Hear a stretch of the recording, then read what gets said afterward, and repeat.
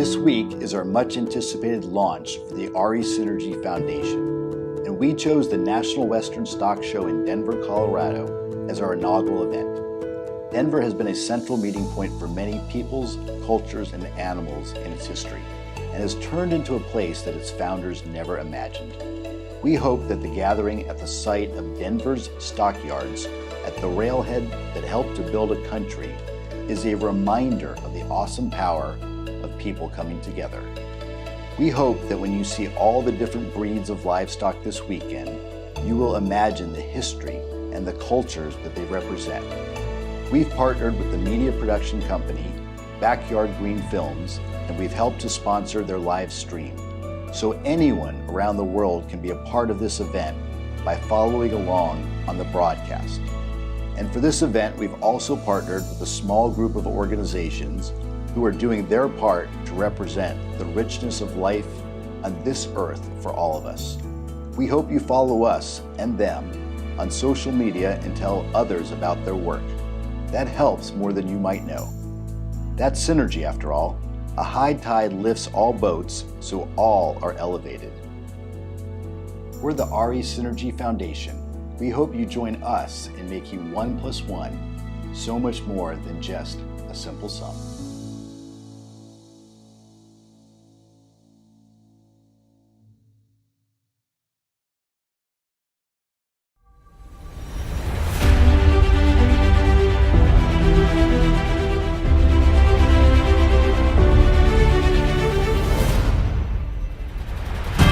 American Goat Federation, representing all goat production.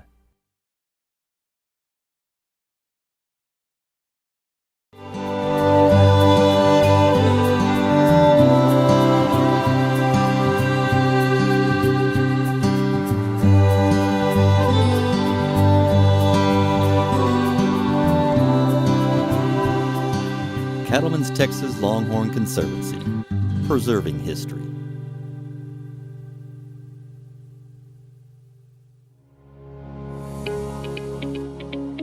Every fall since 1980, the Dutchess County Sheep and Wool Growers Association have presented the New York State Sheep and Wool Festival. From raw fiber to animals, products, and goats too. Fiber farmers, vendors, shows, equipment auction, workshops, and even a llama parade. So please join us again in 2023 for the New York State Sheep and Wool Festival. You'll be glad you came. The Suffolk Punch Draft Horse originated in eastern England, where it was developed to work the region's heavy clay soil. While other draft horse breeds found employment carrying knights into battle or parading before cheering crowds, the Suffolk breed quietly went about its business of getting the work done in the field and forest. The breed has changed little over the years. They are powerful, intelligent, loyal, and tireless, making them the perfect partner for today's draft horse farmer. Over the years, they were carefully protected from crossbreeding to ensure their desirable qualities would not be diluted. A side effect of that defense against genetic adulteration was a smaller population of horses representing the breed. There have never been a lot of Suffolk Punch horses in the world. In the mid-20th century, the breed approached extinction. Today, while the numbers have begun to rebound, particularly in the United States, they remain an endangered species of horse. The nonprofit Saving Suffolk's North Coast chapter was formed to educate the public about this important horse breed and promote its preservation. You can join this mission by making a tax-deductible donation. Visit the website on your screen to find out how. The Suffolk Punch Draft Horse originated. They've been around ever since, but they have not changed. The Pilgrims came into Plymouth in 1620. 100 people came on the Mayflower. 50 died the first winter because of disease, other issues, starvation, maybe freezing. They didn't have substantial buildings, didn't have anything. Because the Pilgrims didn't have any communication, cell phones and so on, to get back to England, they sent word back with the ship captain and a few people they sent back. We need animals here to sustain us: chickens, pigs, cows, goats, sheep.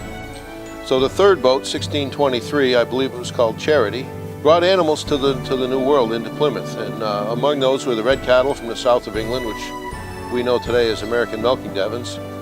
Well, that's always been the Devons' strong point. That's their forte. I mean, from the days in Plymouth, they sustained small families with milk and meat and labor, and that's what they're doing today on these small farms and sustainable farms. And they're the excellent cow that's tailor-made for that.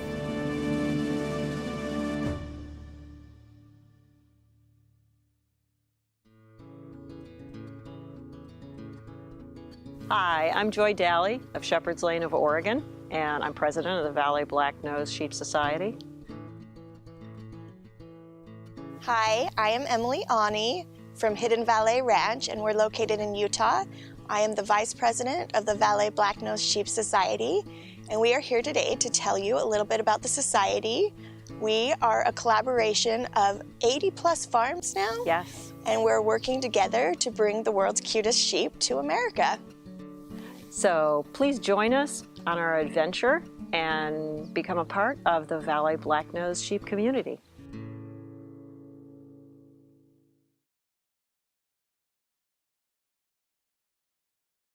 American Goat Federation, representing all goat production.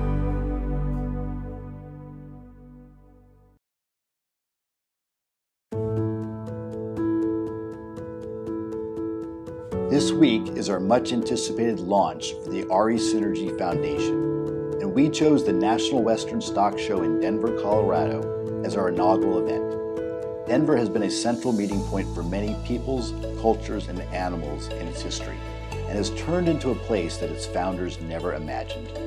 We hope that the gathering at the site of Denver's stockyards, at the railhead that helped to build a country, is a reminder of the awesome power of people coming together. We hope that when you see all the different breeds of livestock this weekend, you will imagine the history and the cultures that they represent. We've partnered with the media production company Backyard Green Films, and we've helped to sponsor their live stream. So anyone around the world can be a part of this event by following along on the broadcast. And for this event, we've also partnered with a small group of organizations who are doing their part to represent the richness of life on this earth for all of us. We hope you follow us and them on social media and tell others about their work. That helps more than you might know. That's synergy, after all. A high tide lifts all boats, so all are elevated. We're the RE Synergy Foundation. We hope you join us in making 1 + 1 so much more than just a simple sum.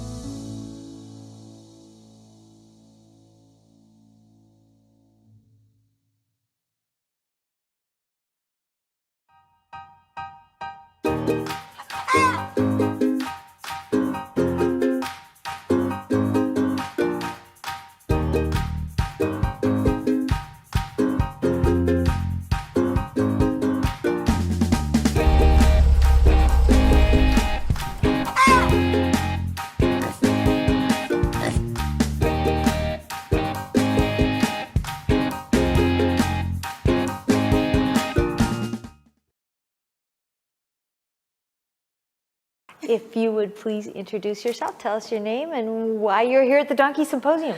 Oh man, my name's Megan Hensley, and I'm here at the Donkey Welfare Symposium because, first of all, I love donkeys, and also I'm a donkey farrier. I've been working with donkeys, providing them hoof care for the last 13 years, and just in the last 2 years, I became a donkey farrier specialist. Okay, fantastic. Yeah. So is that you're also speaking here, correct? Oh, yes. I forgot, yes. And so last year was my first year, and then they asked me if I would consider speaking this year, and then I said yes. Okay, what were the talks that you gave? Okay, the first talk I gave for the veterinary track was rebuilding or restoring abnormal hooves. So we were talking a little bit about some of the pathologies and different diseases that the hoof might experience, and then very commonly distortion. The hooves will get distorted because they're not being trimmed frequently enough, or maybe they've been in a neglect situation or rescued or something like that. Is that funny thing where that goes up in the yeah. front like a shoe? Like a yeah, it shoe? looks like commonly it does that, what we call the slipper look. I did have a video of one of the donkeys who was experiencing that on his hind hooves, and then there's a few different things that they can have. So we just talked about how we can help them grow healthier, better hooves. Is there a difference in a donkey and a horse pedicure, so to speak? A little bit, but not a whole lot. But the hoof structure is just a little bit different than a horse, so you are addressing it a little bit differently. But there's a lot of the same principles. Are they, now one of them is well, not so much here in this country, but one of them is used more for hauling, and the other one is used as a riding animal, not exclusively, but a little bit more, correct? Oh, yeah. So is there a different shape that needs to happen on the hoof? Well, the donkey hoof is already in a little bit of a different shape. It's shaped more like a U. Their frog sits further back, and inside the hoof capsule, they actually have a bigger digital cushion, which is like this fatty, fibrous tissue that's like a cushion, and then we have these lateral cartilages that come around to the bone, and they have a bigger lateral cartilage, bigger digital cushion, which then reflects in the hoof structure. You'll see the frog is bigger, sticks back, and they have, horses' hooves are flexible too, but a donkey's hoof can really flex, and that's because they have so much more the lateral cartilage and the digital cushion, which is that softer, it's not really softer, it is softer, but it's more fibrous, flexible material. Interesting. Yeah, it's really cool. Interesting. Well, my horse experience is pretty limited. Okay. It was a long time ago, but I do remember I felt really badly about taking a hoof pick to the underside of the hoof because I'm thinking, okay, that looks so sensitive. Is the bottom of a donkey's hoof, is that very sensitive or what? No, not if it's healthy, but they can experience sensitivity if they have thrush or an infection in the frog or in that area of their hoof. But no, if the donkey's hoof is really healthy, I mean, they could scoot and just run across a rocky desert and be totally fine. They're very sure-footed and can do a lot. So if a donkey runs around in the desert all the time, do the hooves naturally stay down? Or They do. Okay. That's how they self-trim. And so when I look at what I'm thinking about for a healthy donkey foot, I like to look at the wild donkey and say, there's going to be some that aren't totally ideal, but for the most part, the wild donkey hoof is a really good example of what the domesticated donkey's hoof should look like. My chickens do that too. They constantly scratch in the dirt, Okay. and they stay naturally really, really low. They stay at a good length, and they take care of themselves. But it's only when we stick them on something that's not necessarily natural that we have to constantly maintain, right? Yep, and that's why farriers are around, really, because our domesticated donkeys and horses aren't getting as much movement over the varied terrain that they need. And then also, when we bring them into domestication, sometimes we're not feeding them as well as they should, and that can affect their hoof quality too. So a lot of the times I'm trying to get people to implement a more a diet where we're mimicking what they would be eating if they were wild. So the other thing that occurs to me is if you have a donkey that's used to running around across hundreds of miles or acres or whatever might choose, and yet you put them in a stall and they're standing in, even if it's pretty clean, it's sometimes manure and things like that. How does that contribute to hoof issues? Because that is something that's going to be a little material that's probably not as good for them as running around on the dirt and getting rid of it, correct? Yeah, you're super correct. How much did you think about that before you wanted to ask me that question? I'm just really curious. Because it was not very structured very well. No, it's excellent. What I'm trying to get at is that, like, sometimes people who've had donkeys or horses for a long time, they're just so used to keeping them confined. Oh, well, we always kept our horses in stalls, or we always kept them in these pens. And so these types of thoughts that you just had doesn't cross their mind. That was a brilliant thought. It's like, thank you. It makes, that's my one for the year. Yeah, no, it makes sense, right? But a lot of the times, the only people who ask me that are people that, like, you don't have a horse, right? That you keep at home, right? And chickens is it? Yeah, the chickens. So you're kind of going, wow, they're designed to move, and then what happens when they go into that box? And then, manure on chickens is high in nitrogen. I'm assuming that donkeys are like horses, and there's a little bit of urea that sits in the stalls as well. No matter so. how clean you keep those stalls, they are standing in feces and urine and ammonia, and it's not good for their hooves. It can degrade them over time, and it makes it way harder to keep them healthy, and they don't get to move around like they were designed to do. And so structures in the hoof can actually atrophy from not being stimulated and used. So I love that, because that was really cool. You put, a lot of times non-horse people put stuff together. Now leave it like to me that. to talk manure, that's my thing. And I love that your little chickens are getting out and scratching their little nails down. Oh, yes, they are. Because what are you allowing them to be more like chickens? They have a 9x15 coop, Okay. and then they get out every day, and so they go scratching. And so they get to go do whatever chickens like to chicken do. things, yeah. Isn't that cool? That's what they need. We think so. Yeah. So tell me what you do to give a pedicure to a donkey, step by step. Oh, step by step. Well, depending on the donkey, I might have to sweet talk him first and be like, all right, you little scallywag, like you've been super naughty, and because some of them have personalities that are not necessarily going to enjoy a pedicure quite so much as the others. Not right off the bat, depending on how much handling they've had, depending on their history. Some of my favorite donkeys to work with are babies, because I'm putting the first trim on them, and then they're just growing up, becoming educated and learning as they go. But when I'm working with a donkey that may have not had as great of an experience, or maybe they haven't been handled as much, we have to teach them that it's safe, that it's okay to take their legs and hold them and do that kind of stuff. So step by step. So let's see, we're gonna use a donkey that's used to being trimmed. So I'm just gonna, a lot of the times they don't wear their halter with me if I've been working with them for a long time, so I don't necessarily halter them. So I just go out and I like to give them a hug and play with their ears and scratch their butt. And if you've ever seen a little donkey, if you scratch by their butt, their little tail goes up and they're just like, oh, this feels so good. So I kind of just am talking to them. I'm like, hey, we're gonna hang out for a little bit, and I'm here to help take care of you, and tell them how much I enjoy them. And then I just get to picking up a foot. I just run my arm down and pick up a foot, and then I'm gonna clean out any debris or dirt and mud that's packed in there. Then I'm gonna take a look at it, and I usually need to trim the hoof wall down, and then I need to trim the frog down, and then I might bevel the walls. And it's pretty quick and easy if they're on a good schedule. Now, if they're with a crazy distorted hoof or something, then I might have some more work, but it's actually, trim the wall down, trim the frog down, clean out around the sides, and then that's it. That's it.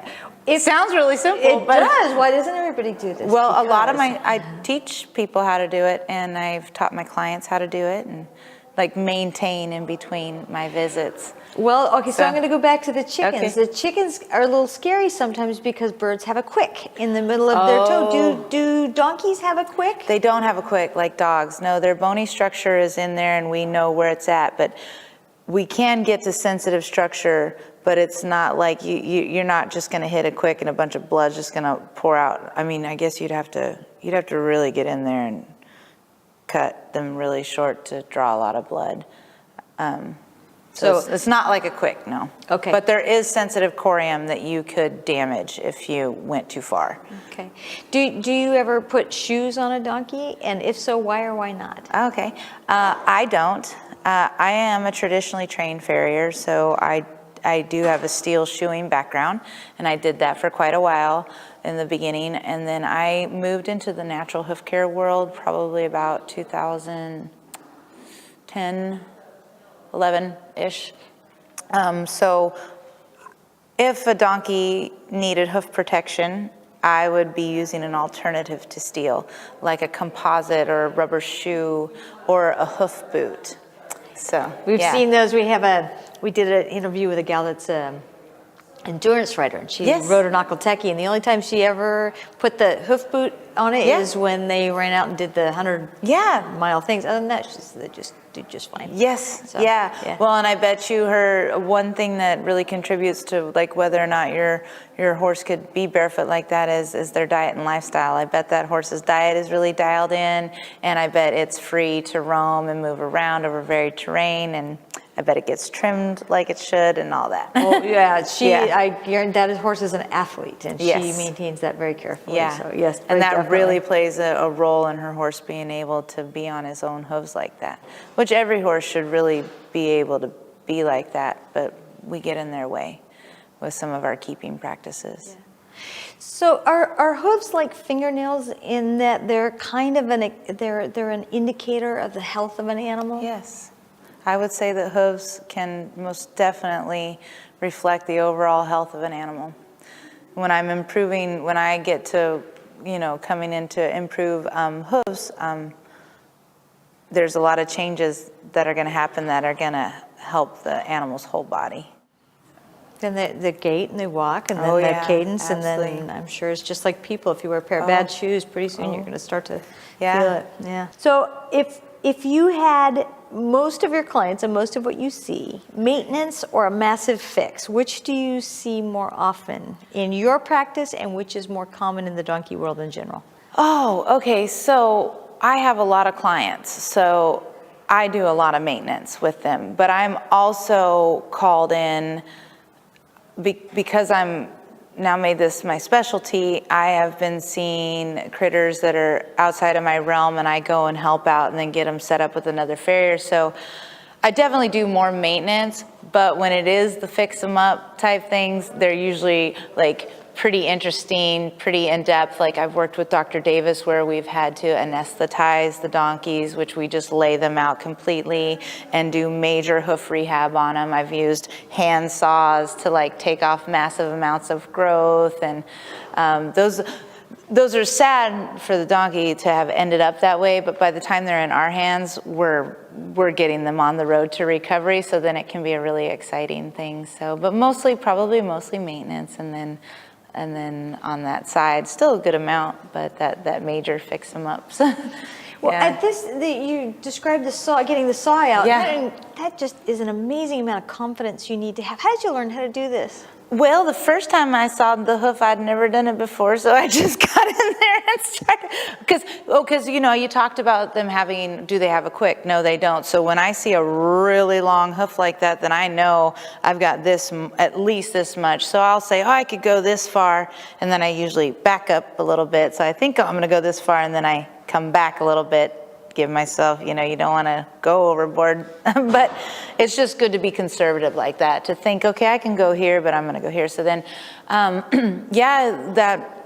for that first time that I used a handsaw, I just had to trust that I knew that I know a hoof, and I know that I can take that, type thing, and then you just gotta kind of go for it. So how did you learn that? What, 20 years ago? How did you learn how to do that? When 13, almost 14 years ago, I took an apprenticeship with a local farrier because I wanted to be a packer with the Forest Service, and they wanted you to have some hoof care experience. So I took this apprenticeship, ended up being like a year long with a local farrier where I live in Humboldt, and then he was moving away, and he said, do you want my business? And I'd already had a relationship with the clients and the animals, and so in that moment, I chose the business over going to work for the Forest Service. And so and then I graduated after that. I went to horseshoeing school for 2 months, 10 weeks, and then I came home and I just ran my own business. It's really fun. I love it. You just get to kind of do whatever you want, So if you came in with packer experience, now that explains a little bit to me, because that's one of the last, I say the last frontiers, but you kind of are out there in the middle of nowhere. Please explain to the average Joe what a packer Okay, does. so I wasn't actually a packer. I was on a backcountry trail crew building trail, dry stone masonry, trail maintenance, restoration, natural resources management, basically, in the backcountry. And but the packers brought in all our stuff because we were in the middle of nowhere. So packers run a mule string, and the mules carry in the food, the letters, any amenities and things that you need out there, because we set up a base camp, like we were 8-10 miles into the wilderness, and the mules brought everything in for us. That's how that works. This may seem like a weird question. Okay. But Yes, here it is. Delivered. But I can't stop straightening these shelves when I go in a store. You know, I have to, like, if I see things, I have to straighten the cans and things. Do you find yourself doing that same thing when you see bad hoofs on a donkey where you want to just go stand? Yeah, I do, and I see it a lot in pictures online. I'll be seeing people's hooves and stuff, and yes, I do want to. So I've been bad before. I'll be like, why do those hooves look so bad? And I really probably shouldn't talk like that. And so I'm getting better about it. So usually I try to reach out and be like, hey, how did your farrier get along with your donkey? Or because maybe the other thing about I can't judge my colleagues' work like hard either, because you don't know how they were feeling. You don't know what the animal was going through. They might be doing the best that they could do. Maybe that's a really hard donkey to trim. It jumps all over the place and they're just in there trying to do their best. Or maybe they don't fully know. Or it could be that the owner won't stay on a schedule like they need to do that's appropriate for that animal to make sure that its hooves stay, super nice. So there could be a lot of different factors. But yes, I also like watch the horses in the parades and stuff and see them clomping around in their shoes and all the cracked walls, and it can just, Just enjoy the parade. Yeah. No, anytime a horse goes by, I'm like, I see more horses, running around, but with the donkeys too, absolutely. You can't not when it's like what you do all the time. Yeah. Wonderful. Well, thank you so much. Before we go, you guys are awesome. Well, thank you. Thank you. If you would tell the listener, please, how do we get in touch with you? Do you have an Instagram account? I do. I've got Instagram. I got Facebook. So I'm at Holistic Hooves, all one word, and that's how you can find me on Facebook and Instagram.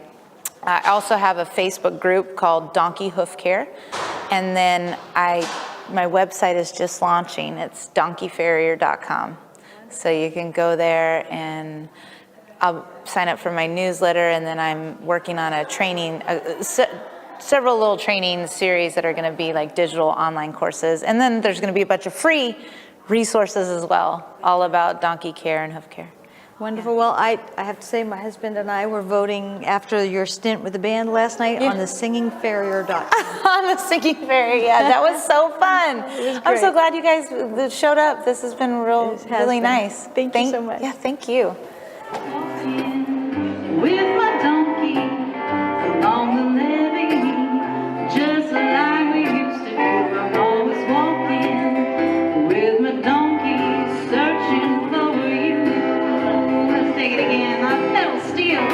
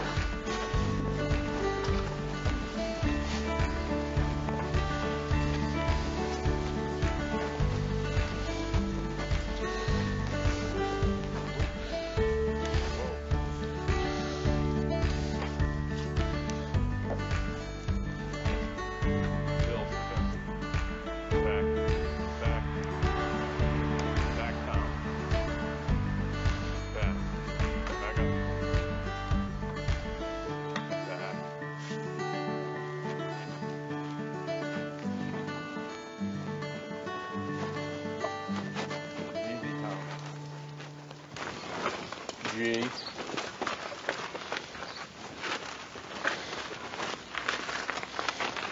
Back. Back. Back.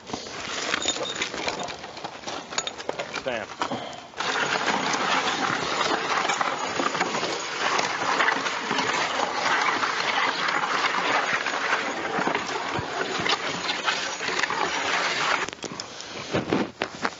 Back. Come.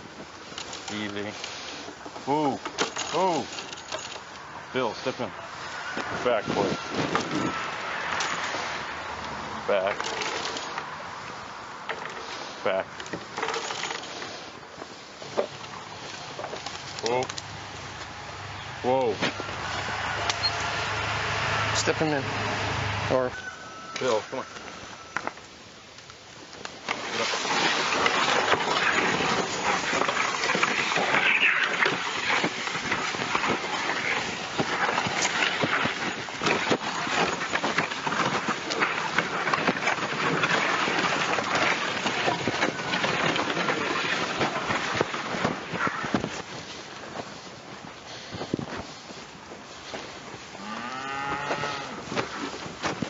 Whoa.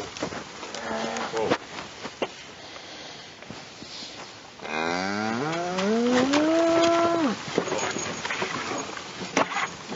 good boy.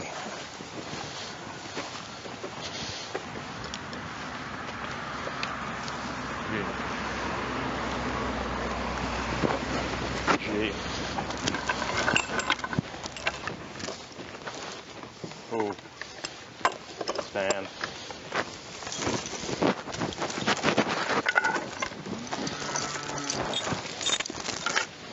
Come on. Tom, step in. Get up. Tom, get up.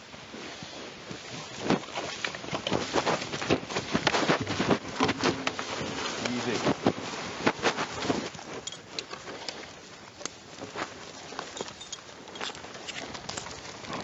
Step off.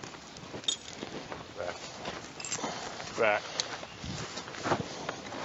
Back.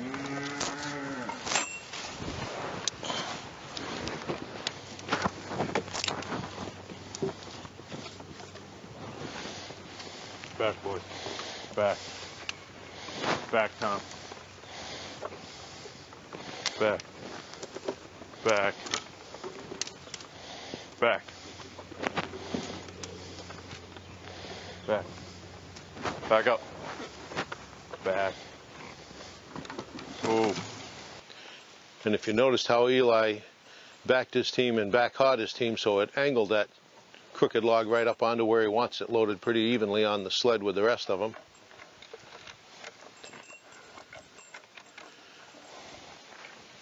You'll also notice how focused that team of oxen is, even though you've probably heard in the background some of their sisters and cousins hollering at them from across the street, and cars and everything else going by. They focus on the task at hand. Very well trained, very disciplined.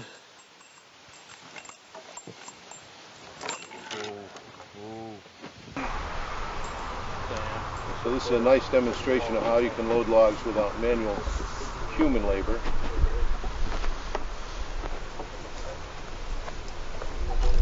And the log bolt has quite a few features, even though it's a simple machine. It's got removable bolsters on the sides that double as ramps. You always want a number of light chains around so you can load the logs. You've seen the oxen load the logs by backing up so they can still see what's going on, not something behind them that's going to intimidate or scare them. Back, Tom. Step G.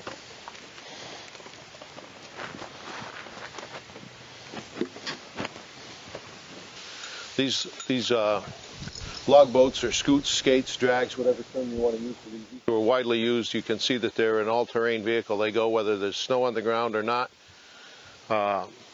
They're a little more drag without snow, but you can use them on dirt. You can use them on pretty much everything except modern pavement doesn't do too good with them.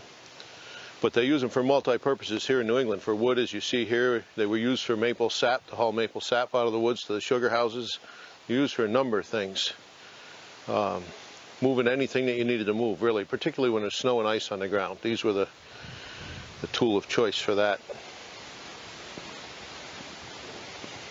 Primitive scoots were just made out of logs. Just logs. They weren't even milled. They would just take a log that had a curve to it, 2 of them, put bunks across.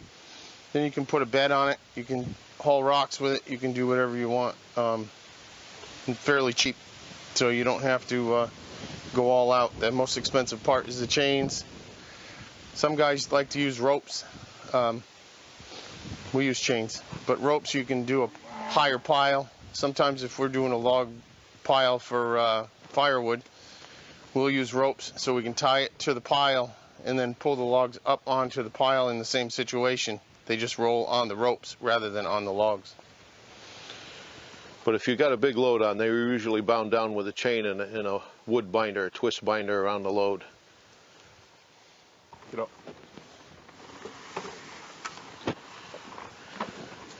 You can see that pair of cattle there, they lean right into the yoke and off goes the load. Step G. Step G.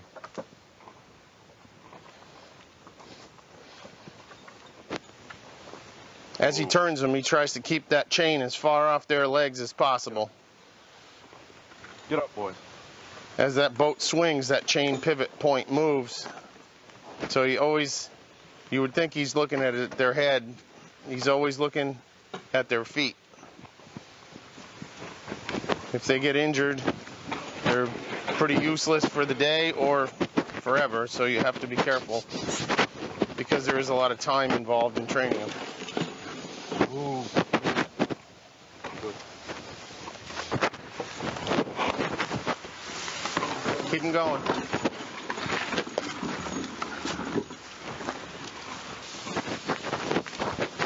Keep an eye on that. Catching. Ooh. Step G.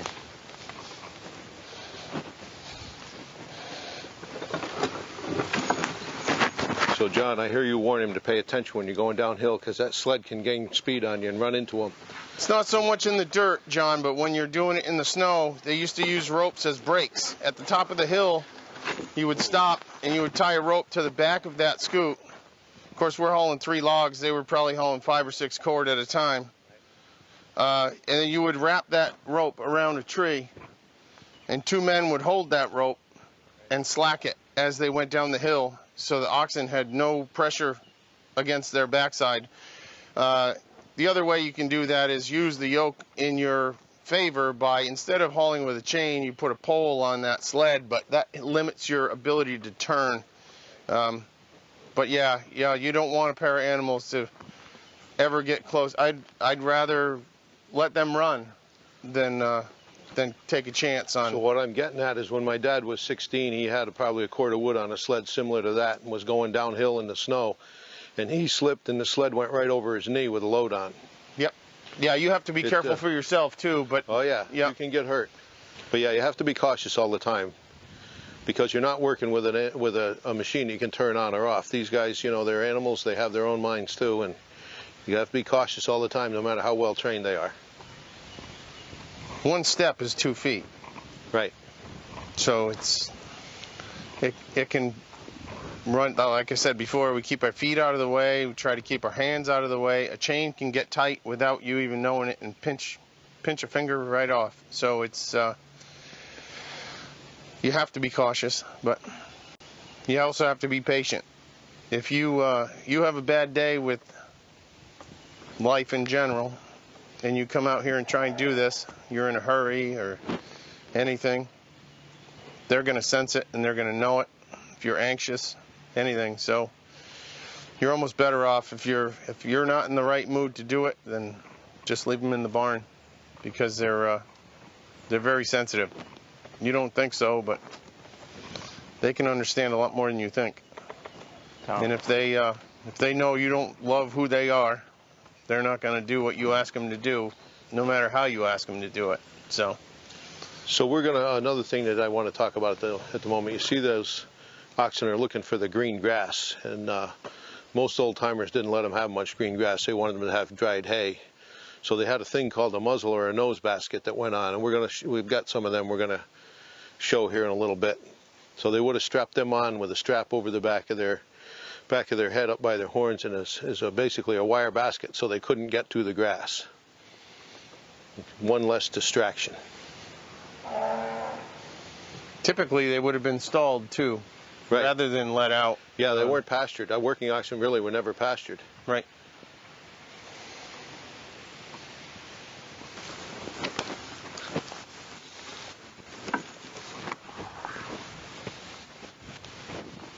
Take that one. Okay. You're going to use it on the arch? Yeah. Oh, boy.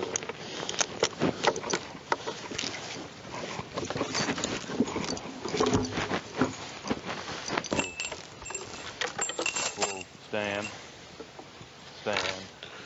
So this is what you would hook to most any wagon, or what's called a pole in it. That's the pole that he's hooking up to the ring in the yoke and putting the pin in there.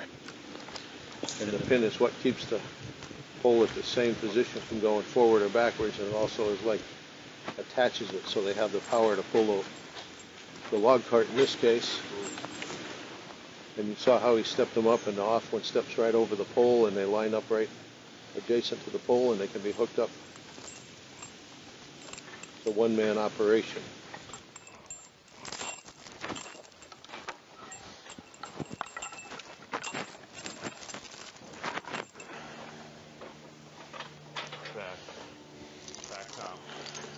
He's going to back right up to the log that he wants to hook up.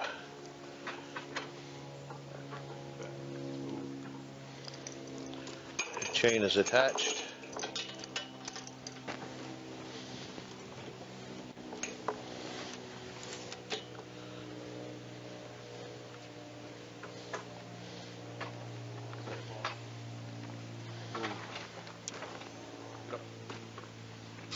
And off he goes. Tom. Ooh. Back. Let me go a little tighter with that chain. Yeah, you want to put that tight? Yeah, come back. Whoa.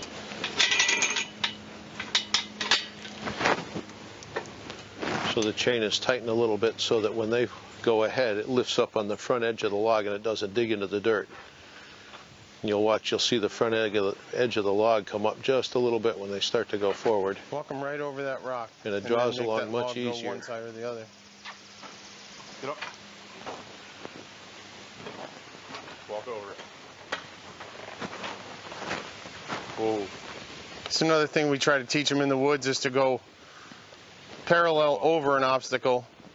But then when you get to where your log is, you want to make sure you're not going to hit that rock and end that log or stop them dead. So you try to straddle everything and then off center at the last second so you can get around that obstacle. It was tough to see with the scoot on the top of the hill with all those rocks, but where he stopped and turned is all determined by what's on the ground. So as you're walking, you're looking back, turning your head and reading where you're going. Boys. So you don't pin them in a corner. Step G. And then get stuck with a heavy load without moving.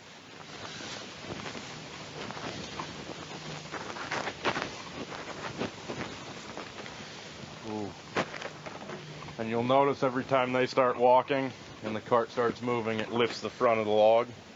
You can haul a lot more weight with a log arch versus just a dead drag on the ground. It's one of the advantages of the log arch. We've got another one that you take the cart off of the animals, flip it right up, and you can take any size log, pick it right up off the ground, go across a hayfield and leave nothing but tire marks.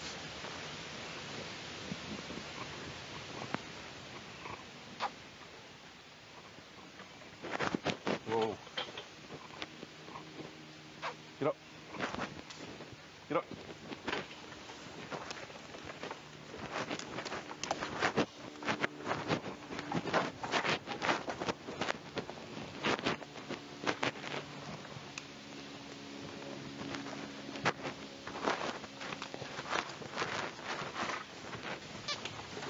I think they're starting to get a little bored, which is understandable.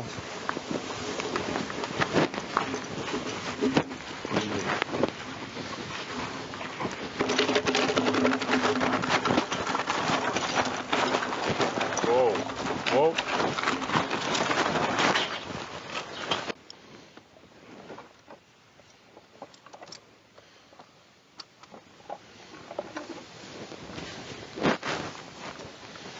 Right there, we're measuring the chain. We usually hook it to the yoke, whether it be a ring or a link or anything, and then we wrap it around their back end tight. Try to get to their pin bone, maybe a little bit past it. That's about as long as you. It's about as long as you want it, and about as short as you want it, because you don't want it to catch their hocks.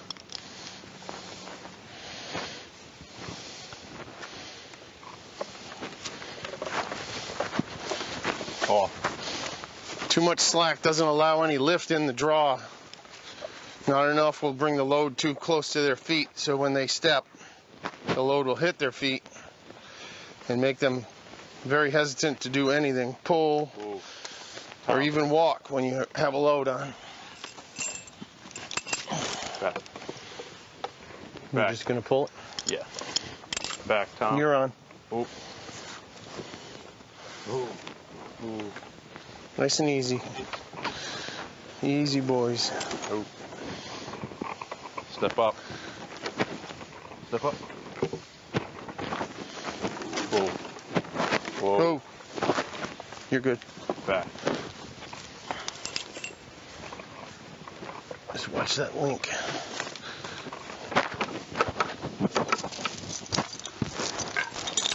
Eli, how many hours a day or a week do you work with these guys to get them? Usually to have them perfectly polished up, you work with them about an hour every night after work. But that doesn't include the feeding and the brushing and all the rest that goes with that. When I was younger, it was I used to work them in the morning for an hour, and at night they would pull weight for about an hour. Go around and around. So, a lot easier when you're younger. You don't have work to do. And how old are these guys? These guys are 6. They'll be 7 in October. Yep. That's they're about half aged. If you take care of them and don't let them get fat, they'll live 12, 13 years. We've seen a pair of Devons as old as 20 still going to exhibitions and pulling weight. And they probably would have still been doing it, but they died in a barn fire. I'll carry those, Eli. No, I got it. So these two, you ask how old are they? They were born in October of 2013 in the barn right here, and they spent their first 6 months here, and then Eli bought them, and they've been his ever since, and he's done an excellent job with them.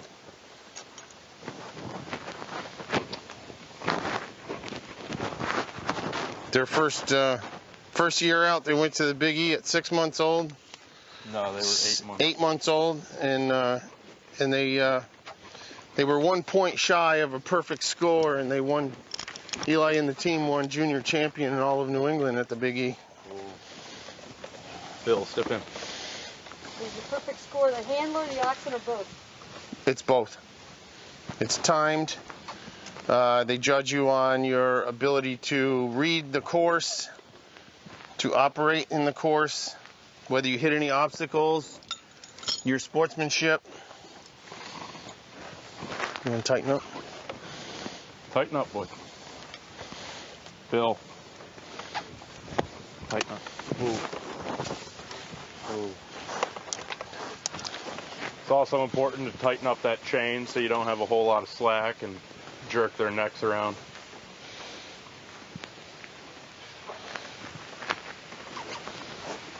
Get up.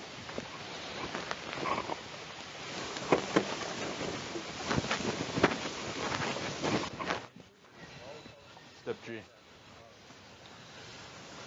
You know, they have to, you know, besides the driver telling them where to go, they also like to see where they're going. They also, in time, learn to watch for rocks and other hazards. You saw when they went through the mud, they kind of jumped over that with their back feet and kept right on going. They're always observant, seeing what's going on around them.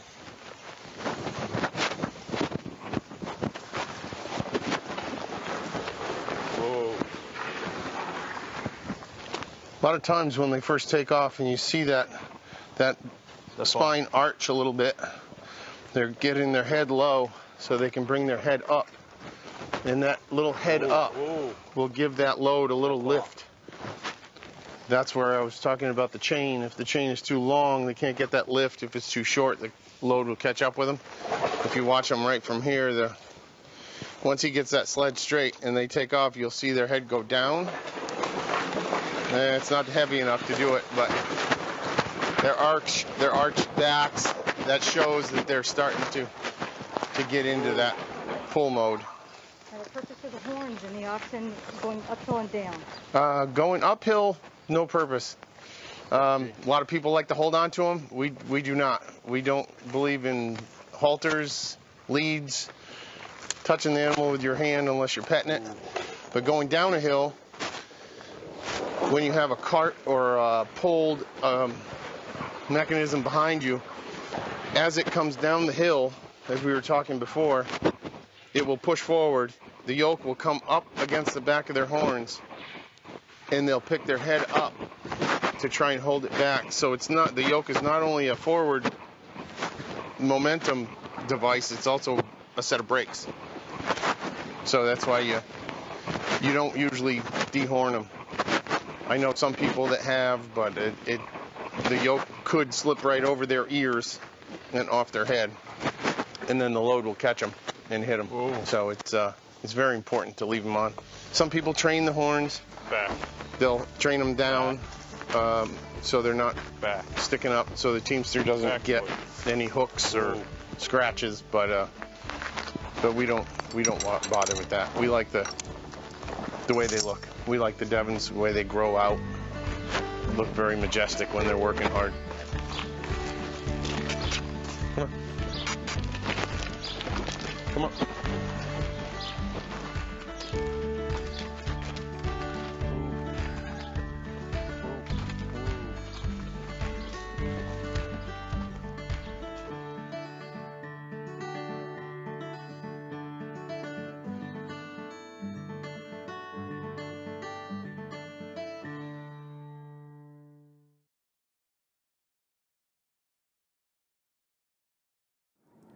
Come by, get out. Lie down, lie down, lie down, lie down. Away, away. Lie down. Lie down. Walk. Away. Lace. Right here. Lie down. Walk. Away. Lie down. Come. Lie down. Come by. Come by. Lie down. Away. Lie down. Come. Lie down. Away. Away. Lie down. Lie down. Come by. Lie down. Lie down. Ace, lie down. Away. Out. Out. Lie down. Come. Lie down. Lie down. Here, Ace, that'll do. Away.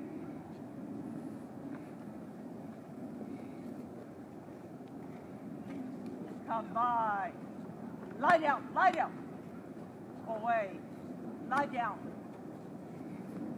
I couldn't see the entrance. Walk up.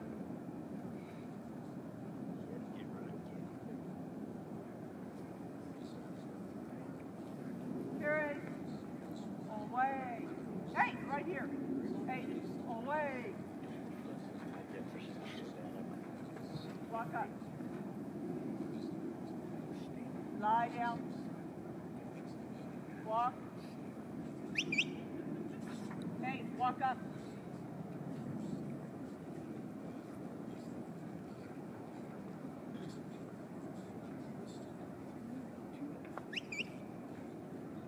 Steady. Walk up.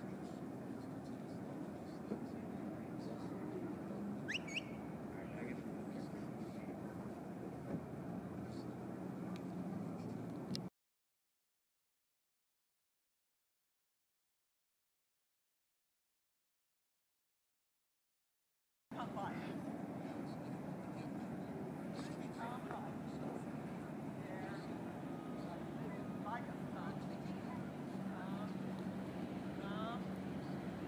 Come, steady.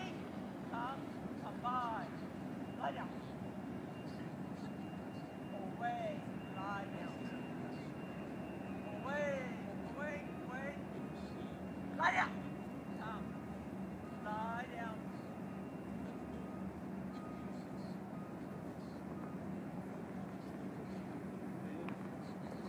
Come.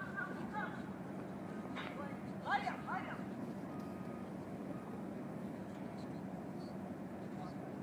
Right face right here.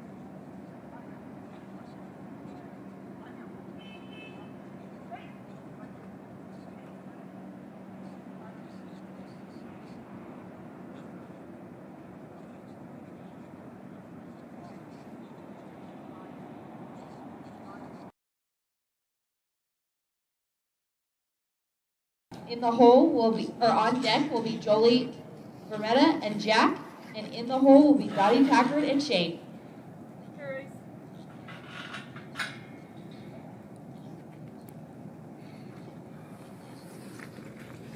You did much better today.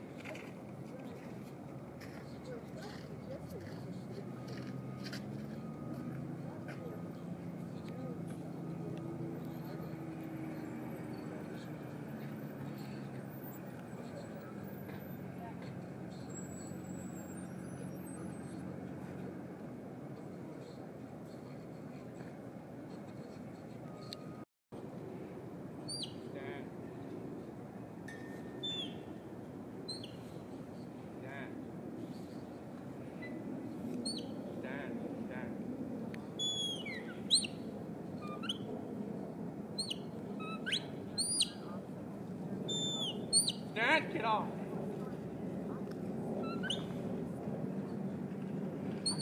Stand.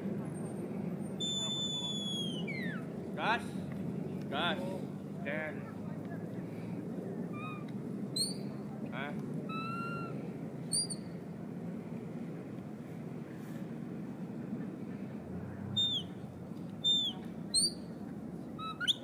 Oh, wait. Lie down. Lie down. Huh? Lie down. Lie down.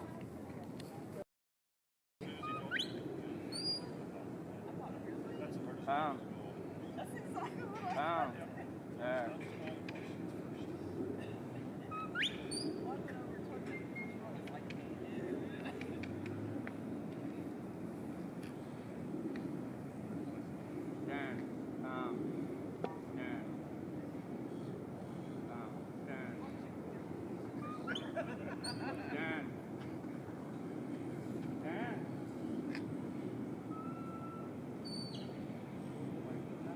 That's the wrong way. That's right. Down. Down.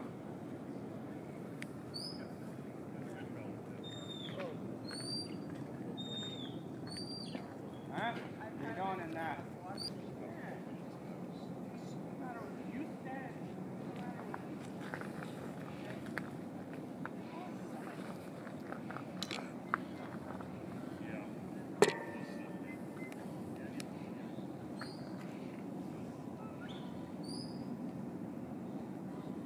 Hey, that's gonna be, huh?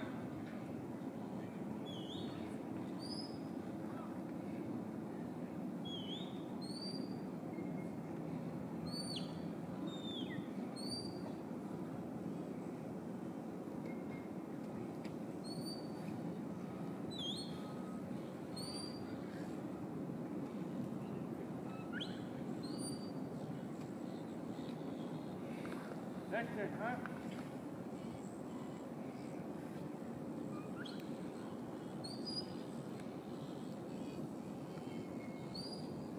That's it, you.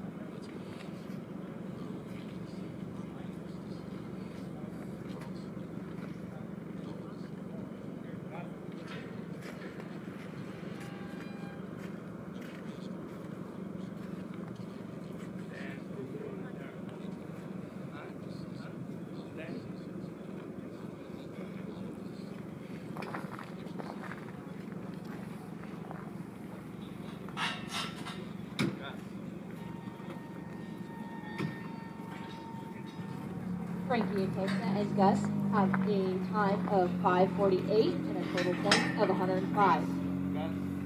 Coming in now will be Jolie Vermetta and Jack.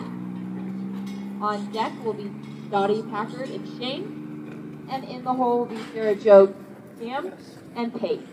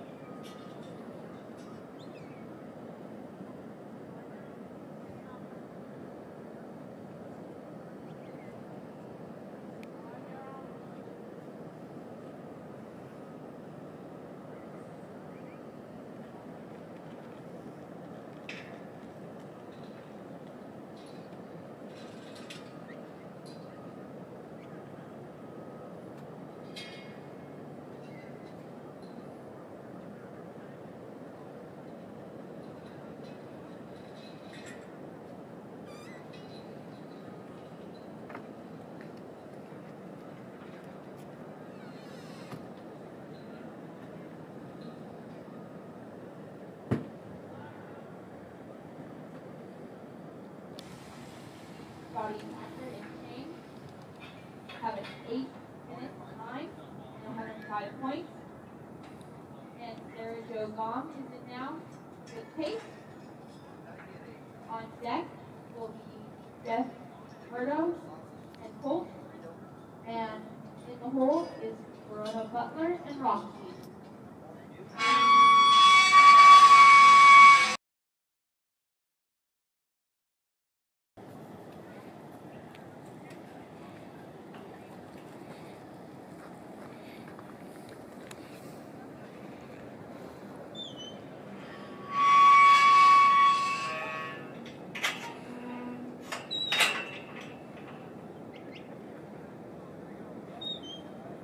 Oh, you're good.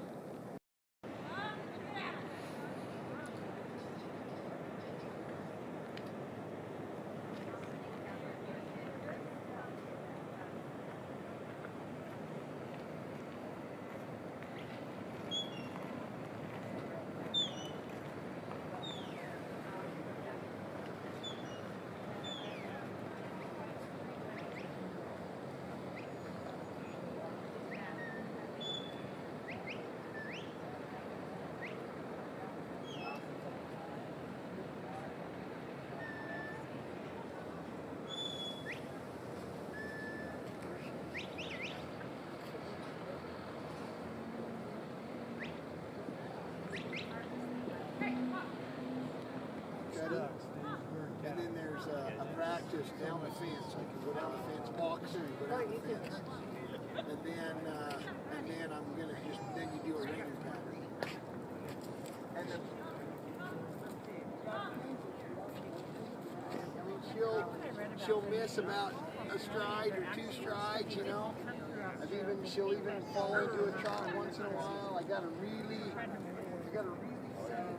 It's not a cattle dog. because she started. A true cattle dog. No, it's like they said it was, it's a totally different dog.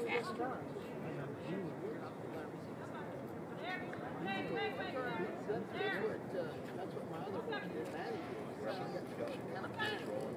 Yeah.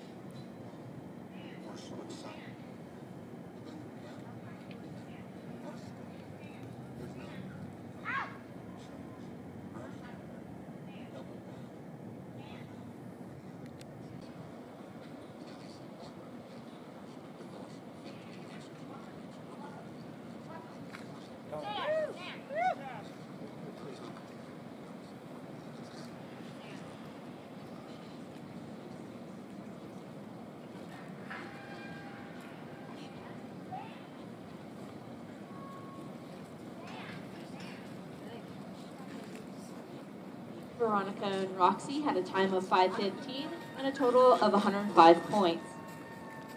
Now coming in will be Becky Combs and Sadie.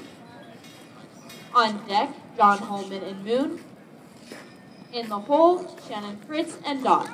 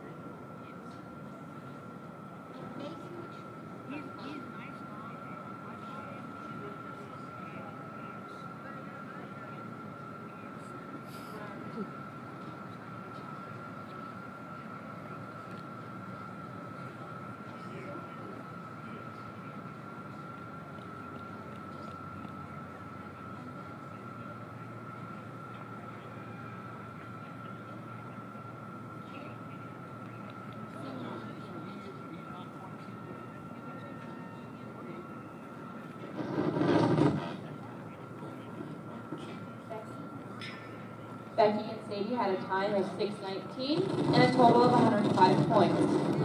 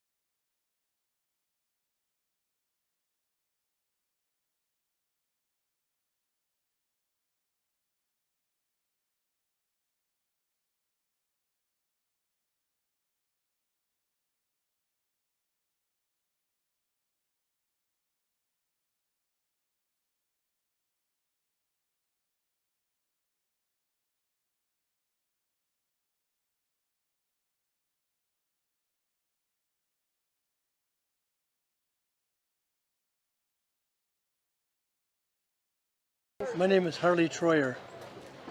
And tell me who this gorgeous beast is. This is Major. Major, he's seven years old. And a 7-year-old what? He's a dapple gray percher and gelding. Now, we see these big perchies out here. Most all of them are black, and the dapple grays are so gorgeous. The dapple grays they're getting more rare all the time. And when they're born, they're black. And then as a couple years go on, they start to dapple and so on. They have their winter coat, so this spring when he'll lose his winter coat, he'll be even more dapple. And then as time goes on, when he reaches maybe between 10 and 12, they start to turn white, and eventually they'll be all white. So if you get blasted across social media or on the promotional events here, and you have a team that participates this year, and that same team participates 5 years from now, they might look completely different. They might look completely different. They might say, hey, where'd you get don't I? No.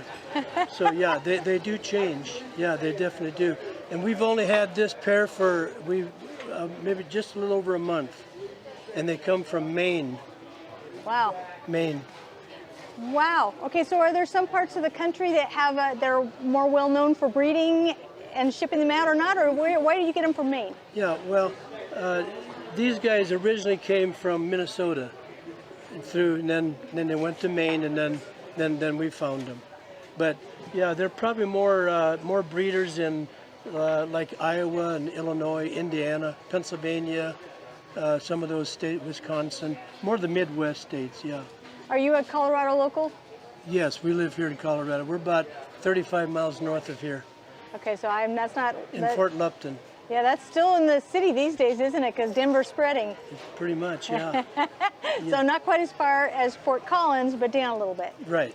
Yeah. Okay. So you still get a little bit of weather, but it's not like they're in Minnesota. No, the only big thing was the altitude. They came from sea level in Maine to 5,000 feet, above sea level here in Denver. So you don't really think about that, but these are athletes.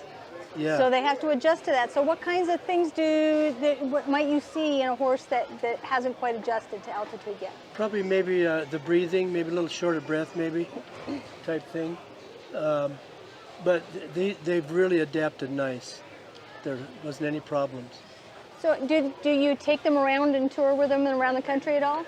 We take them. We like to take them to some county fairs and show them around different areas and do some hay rides. And we like them because the grandkids come over and we might take a hay ride and do some things. And that's why we kind of keep horses around, is the kids and the grandkids. Kind of hopefully to pass things on. Yeah, it's a wonderful thing. Well, I didn't really think about that. If you tour around the country and the horse is not acclimated yet, that it's not just a simple thing where you just have to take it somewhere. You really have to account for all those adjustments. Yeah, this was about 1,800 miles one way, and we debated whether to go get them ourselves the first part of December, but we had them shipped, so they came part way and spent the weekend, and then from there they came on out. Yeah, this guy's a character, isn't he? Yeah, he's showing off. Yeah. Well, you would think the drafts are a little cooler, and aren't so spicy because they really are meant to be workhorses, right? But right. The ones that we've seen today are they have a lot of personality to them. Yeah, they do. They do. His half-brother, his brother over here, is kind of the same way, but maybe not as friendly. Although they meet you at the gate every morning and evening, and they love people. I could probably let him right out here, and he'd stay right here. Yeah. But this is not, the equivalent of driving a Honda. You're driving an 18-wheeler here when you have this kind of thing. Yeah. Just before they were shipped here, the guy weighed them, and they weighed a little over 2,200. Wow. Yeah. So how much does this big guy eat every day? They can eat a lot. We feed big bales, but not all at once. We flake it off. But they'll eat, a couple slabs. In a small bale, they would probably eat a bale in the morning and a bale at night, between the two, if they're big, heavy bales. So I'm seeing your sign here. Tell me a little bit about the company. Well, we started the Colorado Draft Horse and Equipment Auction about 32 years ago. And we do it 3 times a year, April, July, and October at the Adams County Fairgrounds. So these guys are a write-off for you. Isn't that a great thing? Yeah, we kind of do that, sure. Yeah. Well, it's a very valid one, too. I'm sort of teasing you a little bit, but it's a very valid one because these are awe-inspiring, striking animals. Yeah. People stop and look. It is about as close to pure promotion as you're going to get. Yeah. And see, we'll be in this next class, working team on the rail, and that's our gas wagon over there that we'll be hooked to. So we're a little bit different than what some of these big hitches are. We're more in the farm classes and the competitions, the timed events and things like that. Yeah. So if you would please tell me where we will find you today and tomorrow in the event ring. We're going to be, as soon as we're done here, we'll have to get ready because we're going in at the 1 o'clock performance today. Okay. And then this evening at 6 o'clock, we're in the feed team race. Excellent. Is that when they slog sacks of grain around? Yes. Okay, that's kind of an exciting one too. So if people want to find you, do you have a website or social media or any other contact information? Yeah, we have a website, TroyerAuctions.com, and we also, you can find us on Facebook. Yeah, so yeah, we're pretty easy to find. Just Google our name, Troyer Auctions or Colorado Auctions, type thing. Yeah. Wonderful. Thank you so much, and thank you for arranging the footage where he's eating your hat. We Sure, appreciate yeah. that too. Yeah.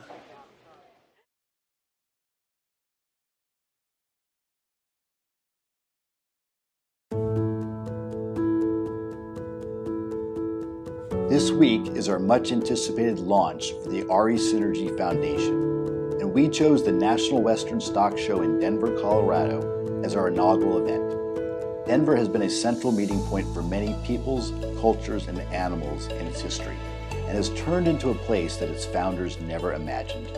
We hope that the gathering at the site of Denver's stockyards, at the railhead that helped to build a country, is a reminder of the awesome power of people coming together.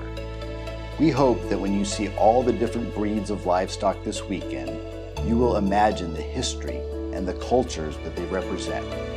We've partnered with the media production company Backyard Green Films, and we've helped to sponsor their live stream.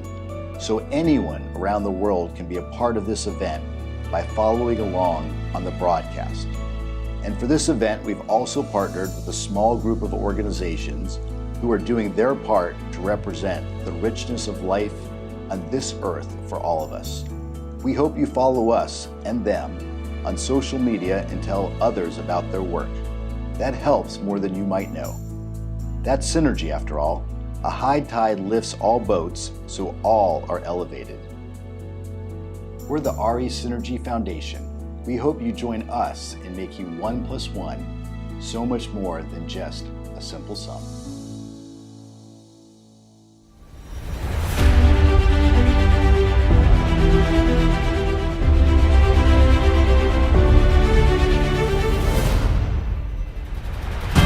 American Goat Federation, representing all goat production.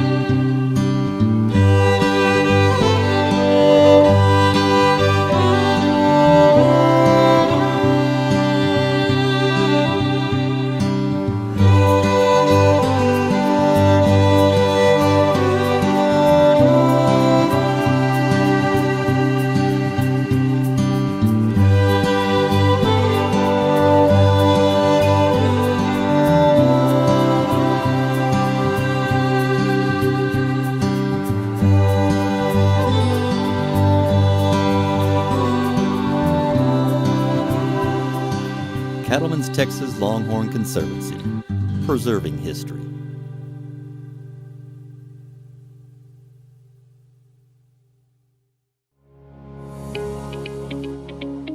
Every fall since 1980, the Dutchess County Sheep and Wool Growers Association have presented the New York State Sheep and Wool Festival.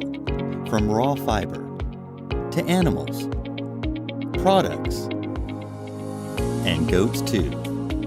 Fiber farmers, vendors, shows, equipment auction, workshops, and even a llama parade.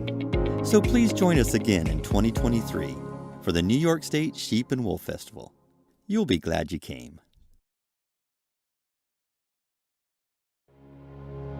Eastern England, where it was developed to work the region's heavy clay soil. While other draft horse breeds found employment carrying knights into battle or parading before cheering crowds, the Suffolk breed quietly went about its business of getting the work done in the field and forest. The breed has changed little over the years. They are powerful, intelligent, loyal, and tireless, making them the perfect partner for today's draft horse farmer. Over the years, they were carefully protected from crossbreeding to ensure their desirable qualities would not be diluted. A side effect of that defense against genetic adulteration was a smaller population of horses representing the breed. There have never been a lot of Suffolk Punch horses in the world. In the mid-20th century, the breed approached extinction. Today, while the numbers have begun to rebound, particularly in the United States, they remain an endangered species of horse. The nonprofit Saving Suffolk's North Coast chapter was formed to educate the public about this important horse breed and promote its preservation. You can join this mission by making a tax-deductible donation. Visit the website on your screen to find out how. The Suffolk Punch draft horse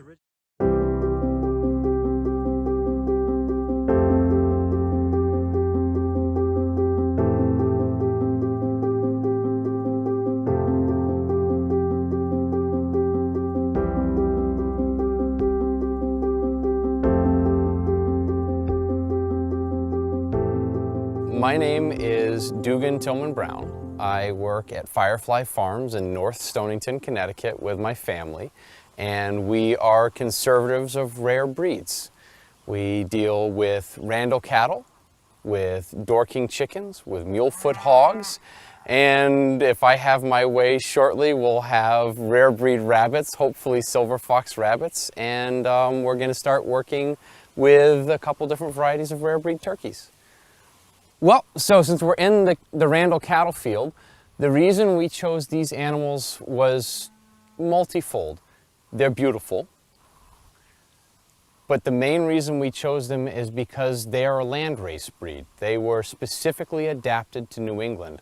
They have the ability to be cold and wet for nasty winters, to thrive on very rocky, poor pastures, and they are very good at being a homestead animal. And since they never got a commercial interest, they were bred for docility and flavor. So as the dairy animals would have to produce a calf every year, the selection on flavor for the family was paramount, because what's the point of eating bad tasting beef? And these guys have won almost every blind taste test they've ever been in. So Randall cattle kind of hit all the things we wanted. It was an animal that was going to have potential to be saved because they had a marketable trait. Homesteads don't really milk and make cheese anymore, so the marketable trait is meat. And they are incredibly fine textured meat, very high flavor, good fat qualities, good marbling, back from the days when we actually cared about fat in the food versus the modern, oh, it must be lean, it must be flavorless. These guys, the Randall cattle, have excellent fat characteristics, excellent marbling characteristics, excellent grazing characteristics. They're small, they're easy to handle, and they taste brilliantly. The Randall cattle basically went extinct. They were saved by one woman 25, 30 years ago, and she recognized them for what they were and was in a position at the time that she could rescue the last kind of dozen and a half animals. They were down to just nothing, and she set about bringing the numbers back and then spreading the herds out to different places to try and get a little geological variation, but also different husbandry techniques so that people would begin to bring them back. And at this point, we've gone from, who you talk to, the number changes, either 12 or 17 original animals from one herd that had been closed for like 30 years to now the sort of hip shot census of the animals. We have about 600 Randalls in existence now. And the Randall cattle are in desperate need of more help. They have not enough people with herds large enough to make good selection techniques. We have a lot of people who are helping with small herds, but we're missing the whole fingerprint on a lot of herds. We only have about 5 farms with large herds to do the sort of breeding selection to be able to distribute to other small farms to keep their inbreeding down. And what we really need is a lot of enthusiasts to begin holding larger and larger herds so that we can have the potential of selection for stronger animals again.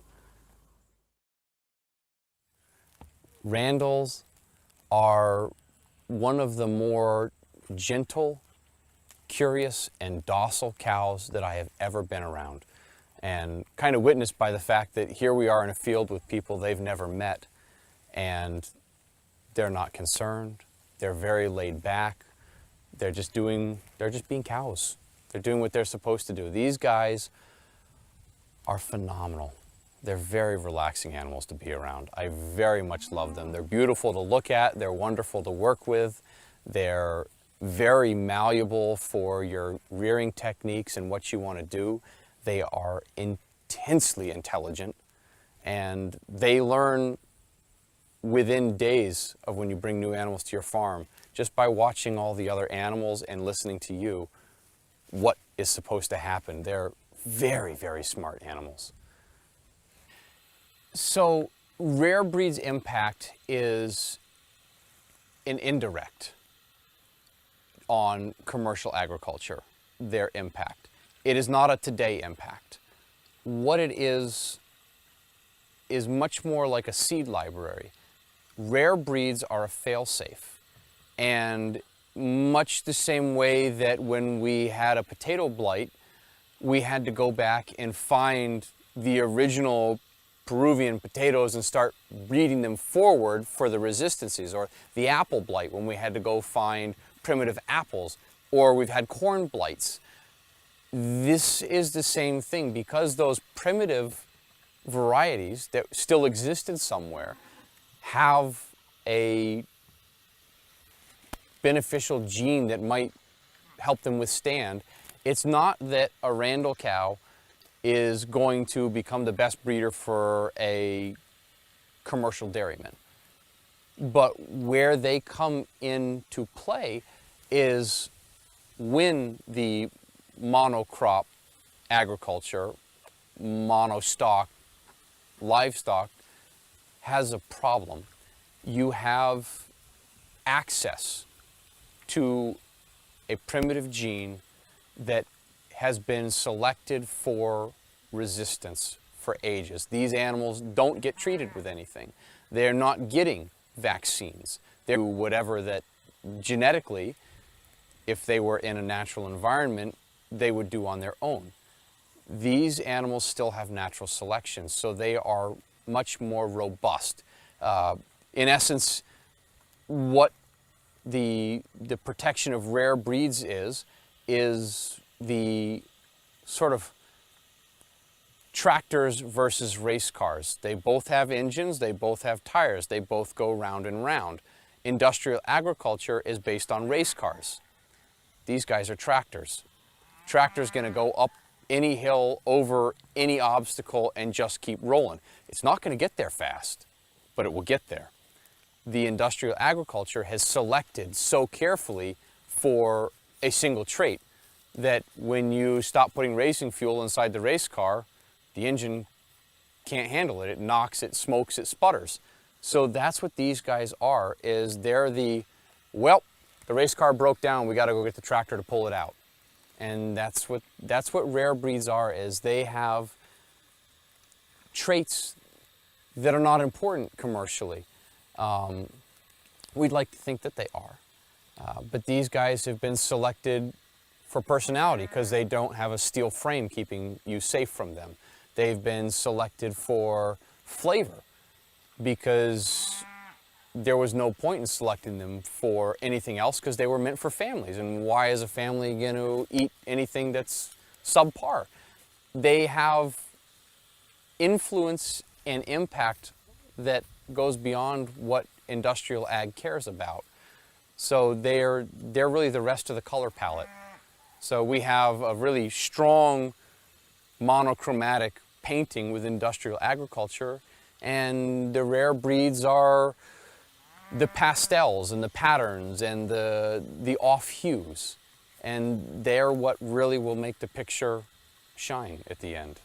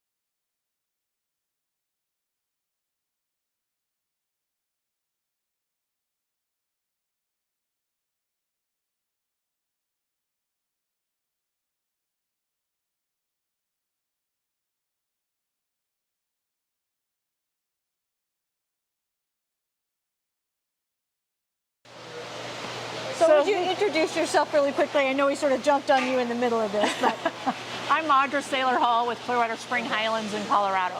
okay.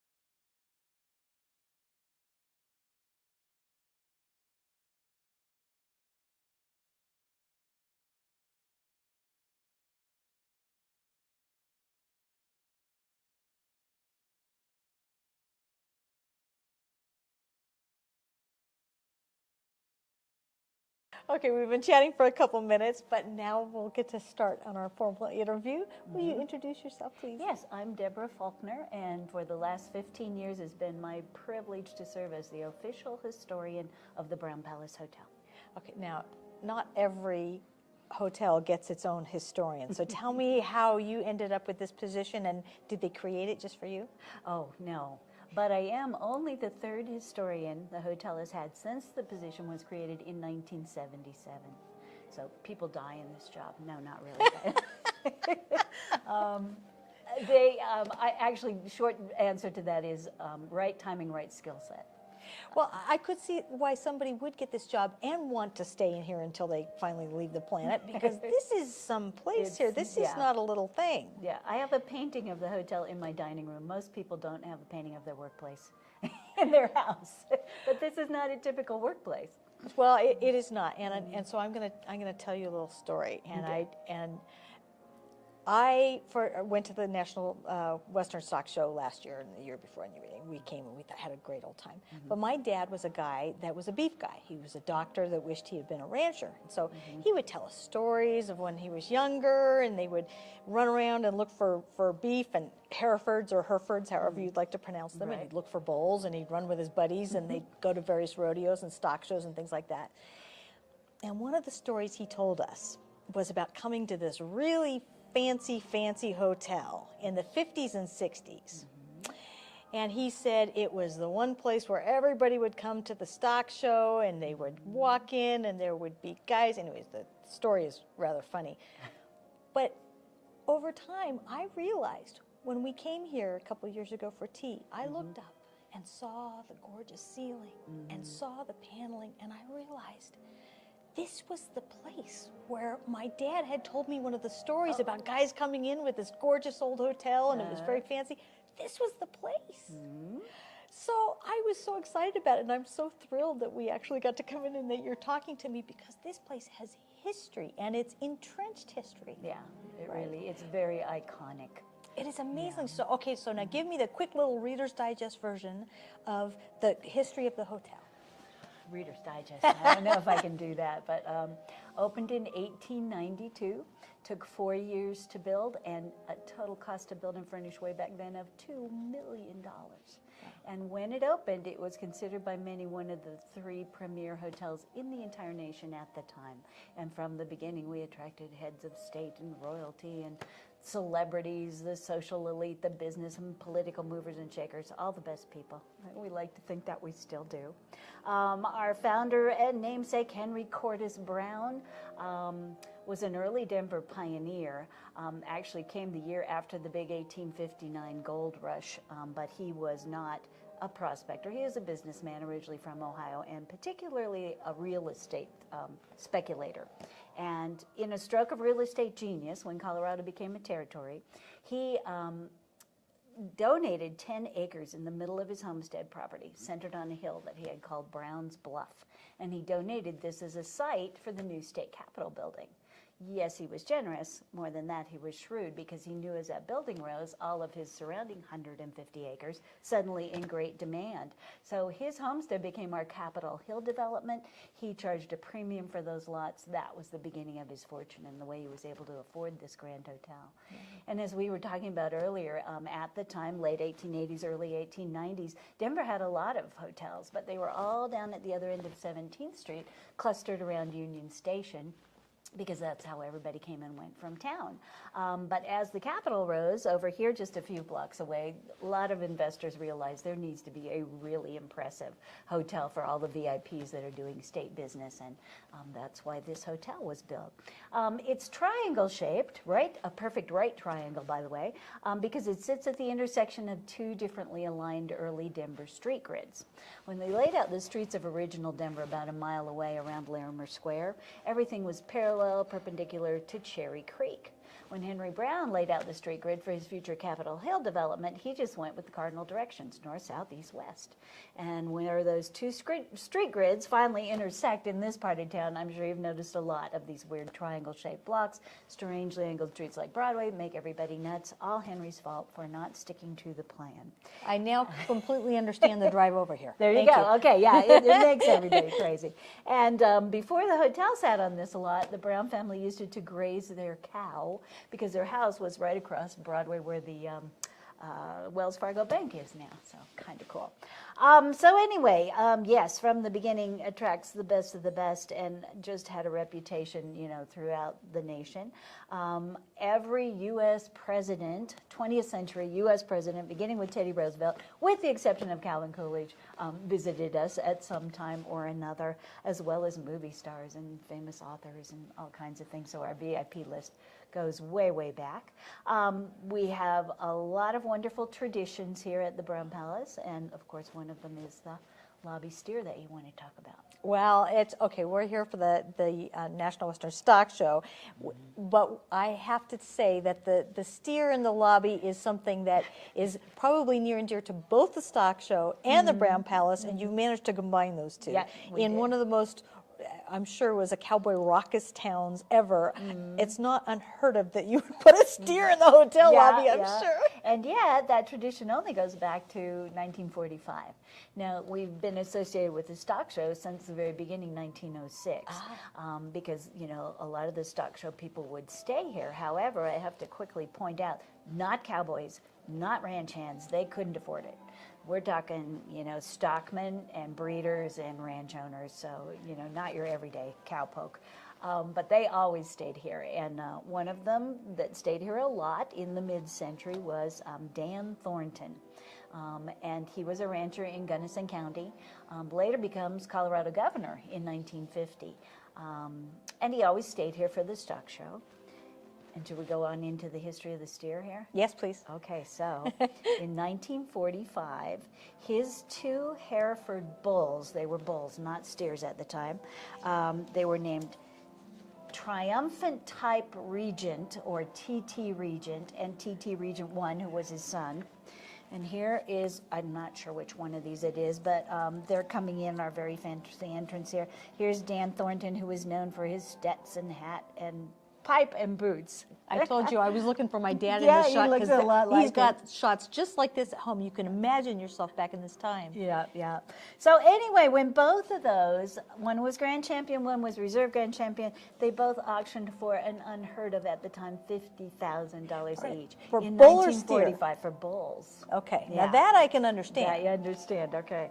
So anyway, it made, you know, international news, and the hotel owner at the time, C.K. Betcher, invited him to come and exhibit them in the lobby for the media, and the tradition was born.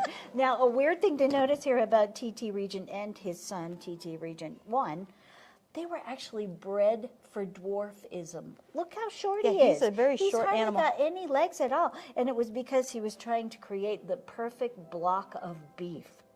But guess what happened with these poor guys? Out on the range, they actually got hung up on sagebrush and stuff because they had such a low clearance. Oh my gosh. So they had to stop doing that after a few years. They couldn't breed them for dwarfism anymore. I think that's like the weirdest thing about them.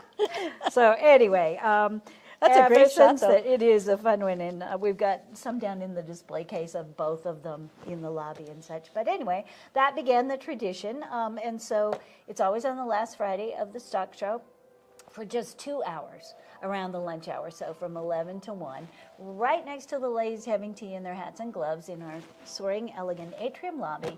We exhibit not only the Grand Champion steer, but the Reserve Grand Champion, because the two together supposedly help keep each other calm. So they come in from our 17th Street entrance, because that's the ADA entrance, so no stairs, and stairs don't get along too well. Come in from there on a red carpet all the way to a little temporary pen right by the concierge desk.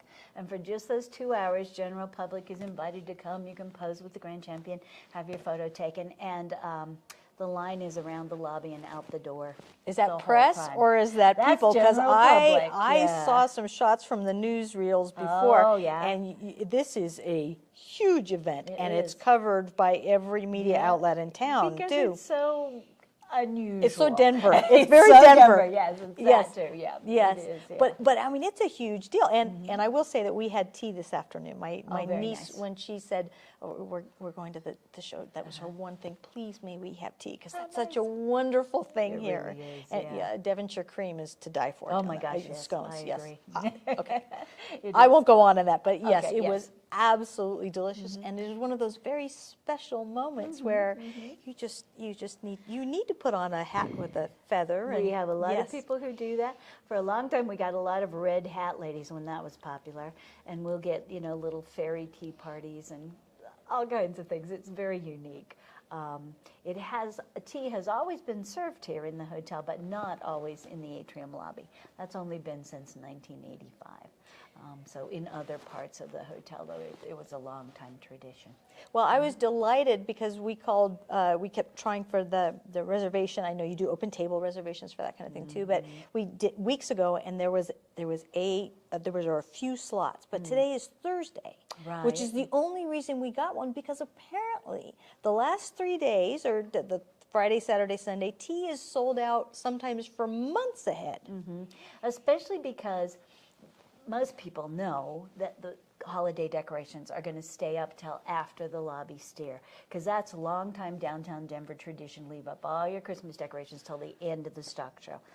So if they can't get in right at the holidays, because people make those reservations the preceding March, the minute they open up, they can always come in January and still get the same beautiful decorations. Yes, and wander around, because you do have quite a bit of history on the walls. You have pictures and explanations, and it's a little snapshot in history to wander around down in the lobby. It's gorgeous. Yeah. And here you were talking about this behind us, this shot.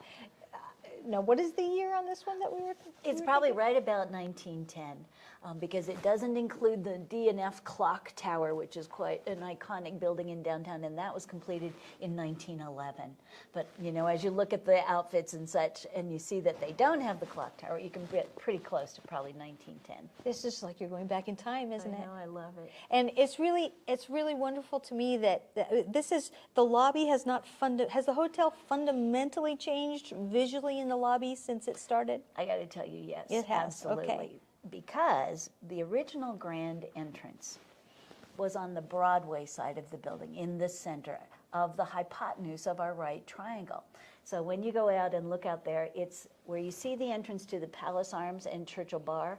That was the original grand entrance. And because it's in the center of the hypotenuse, as you entered from there, and you should do this before you go, stand there and look at the scene that was meant to be presented to you, because you're looking at the 90-degree angle corner of the triangle. You can easily see the front desk, which is where it's always been. And as you look at the entrance to our spa, see if you can imagine it as a grand fireplace. Because it was. Wow. And I think our architect must have rolled over in his grave when they made that change, because now when people come in over here on the Tremont side, they can't even see the front desk. It's around the corner. The view of the lobby kind of sneaks up on you. Yeah. That was never, ever the architect's vision. Yeah. So stand in front of that entrance and go, it's a ta-da. It is awe-inspiring. Everybody that walks in the doors, their heads go Yeah, up. it'll go straight up, but it's not nearly as spectacular as it was before they changed it. And the reason they had to change it, you know, which they could never have imagined in 1892, was 20th century automobile traffic out on Broadway. And as early as the 30s, it was just too heavy, too fast to make it safe to load and unload guests on that side. So it closed in 1935, and the entrance moved over here to Tremont. Wow, that's really, okay. Now, speaking of traffic, you and I were speaking earlier about the parade that goes right past your window. The Now tell me stock about show that. parade, yeah.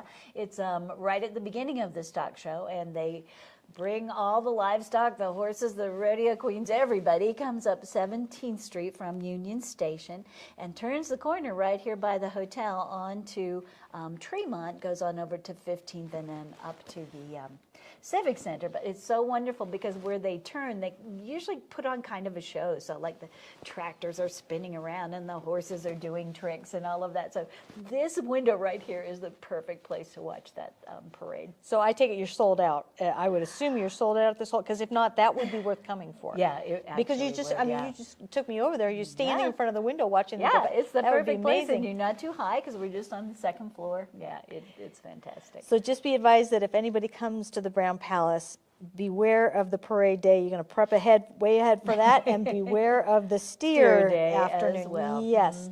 Okay, now I do have to ask, at what point did they decide to go from the Grand Champion bull to the steer? I can't find out.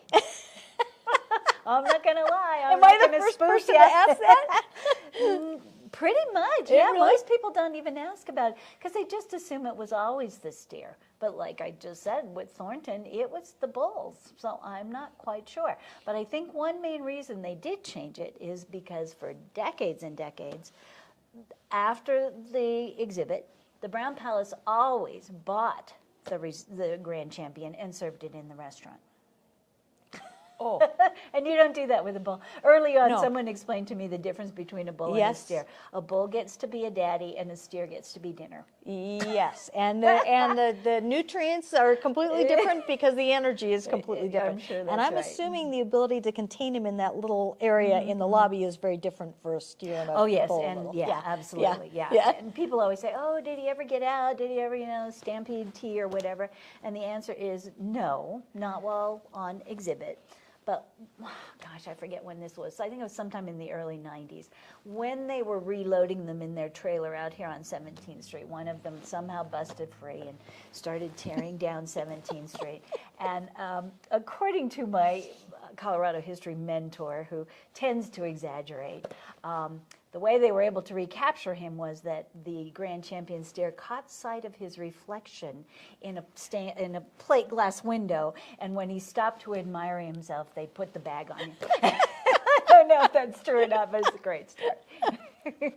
So now I'm gonna also ask about that little barbecue moment that you talked about, or the Grand Champion steer.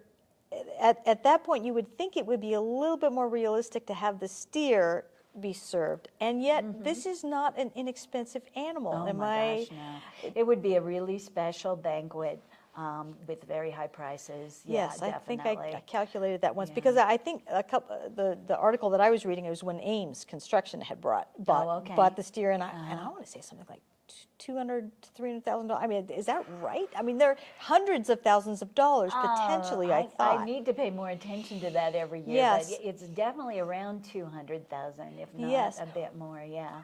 And this is not going to be a bred animal. So this is just, I mean, does it go to charity? Is it just the flash and you say, I raised that animal? Now that other people do it. But when Brown Palace bought it, it really was always served at a special banquet. And oh my gosh, this just went away a few years ago. It used to be at the end of the exhibit. All the chefs would come out in their chef's hat and chef jackets with knives and inspect him. It's like so grim. I'm glad they discontinued that. I am thinking that would be really hard to enjoy tea, knowing that at the end there's something else. It's not just going to be the cucumber on the plate, right? And you know, here's the little 14-year-old 4-H'er who raised it from, a puppy. It's really sad. I'm glad they stopped that. I am too. Well, what an exciting tradition. So are you getting ready and you're going to have all the hullabaloo here tomorrow? Yeah, we are. And I usually, this floor is for VIP guests, and they have, food and all of that. And I usually come in here at some point and explain the history a little bit to the group, because I think you appreciate it more. I mean, it's wonderful to walk in, and it's a great spectacle and all that. But it's kind of nice to know how it got to be. What the heck why do we have these guys in the lobby? I think this is just like Denver. This is just like the stockyards at the Expo Center. This is all this. The history is what makes it rich. It really does. It puts this whole world of meaning behind it. Yeah. In a way that you really... like the hotel itself. When I do tours, I'm like, it's one thing to walk in and go, ooh, ah. But it's another to know how things got to be the way they are, and I think you just appreciate it more when you have that background. Yes, and that it doesn't matter where you come from, because my 17-year-old niece walked in and went, "Oh, this is the coolest place," and my dear friend that's with us here said, "Oh, my dad was an architect. I love buildings like this." It's richness and meaning as a parent to, no matter where you come from. Whether you have the background just a or not. Beautiful place. Okay, so anybody can come in. They can come into one of the I know you have a very casual restaurant. You have a not so casual restaurant. There's tea in the afternoon, and you can just walk about the lobby. There's a Ship Tavern. Yeah. Okay, beautiful. So anybody can come and enjoy this place. Absolutely. Oh, Yeah. wonderful. We do kind of ask them not to go up to the guest room floors. Just that's to probably not good. be disruptive. Yeah. That was the cowboy 1950s era, right? Yeah, exactly. When they rode Longhorns up the staircase. Well, thank you so much. This has been absolutely delightful. You're welcome. I'm glad I really appreciate you including this, because I think a lot of people will find it a fun history. My dad would have just been tickled to death knowing that we were here. He would have been over the moon. So thank you so much. You are very welcome. All right.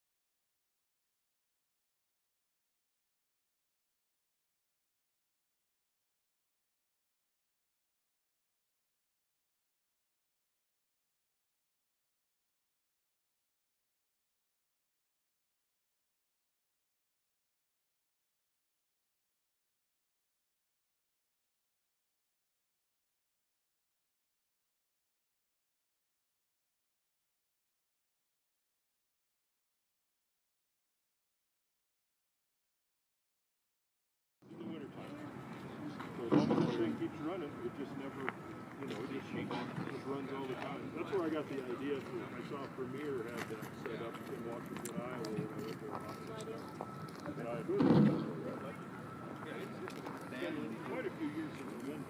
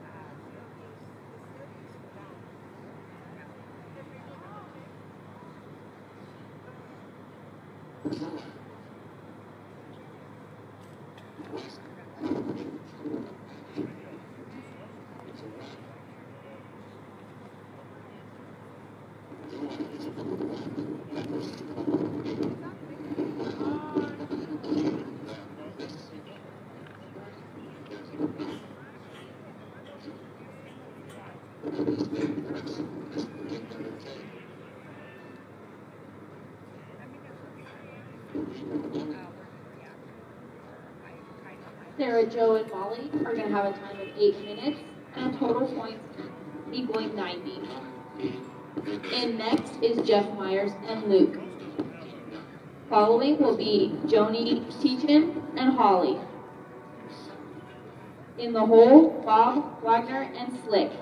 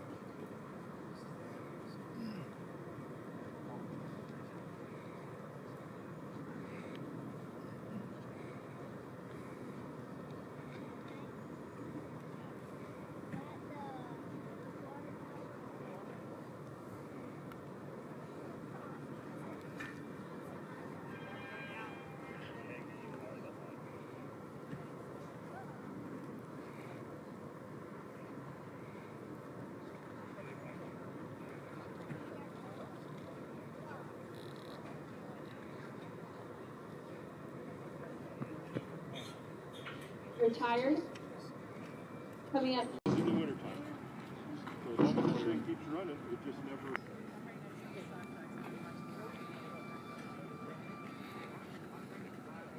Hot dogs. Okay. And then I'm going to walk over, at 11 to the other thing. Right.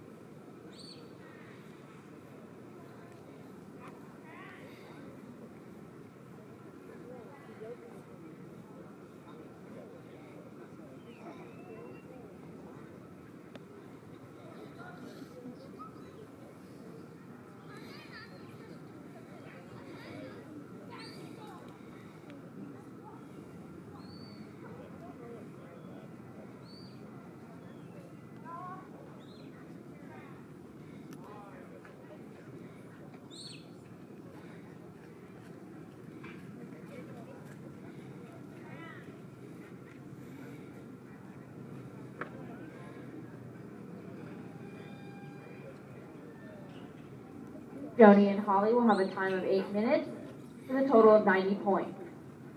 Next up is Bob Wagner and Slick. Next will be Frankie Acosta and Sam.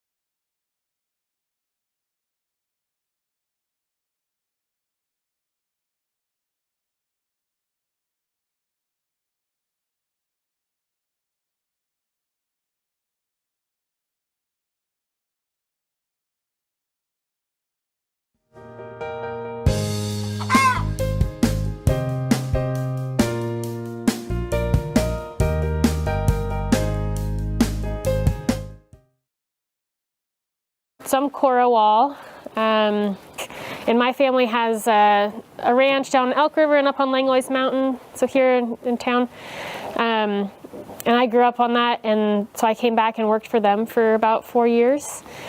And then Woody was starting this, and I started Wild Rivers Lamb, which is just a meat selling business. And we both left the job down there at the same time and kind of combined and have done the farm and the meat direct sales together.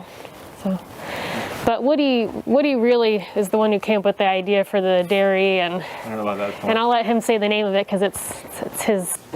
Well, I'll tell you one thing though, is that she's being modest. She left college and worked on her family's operation, which I worked at too.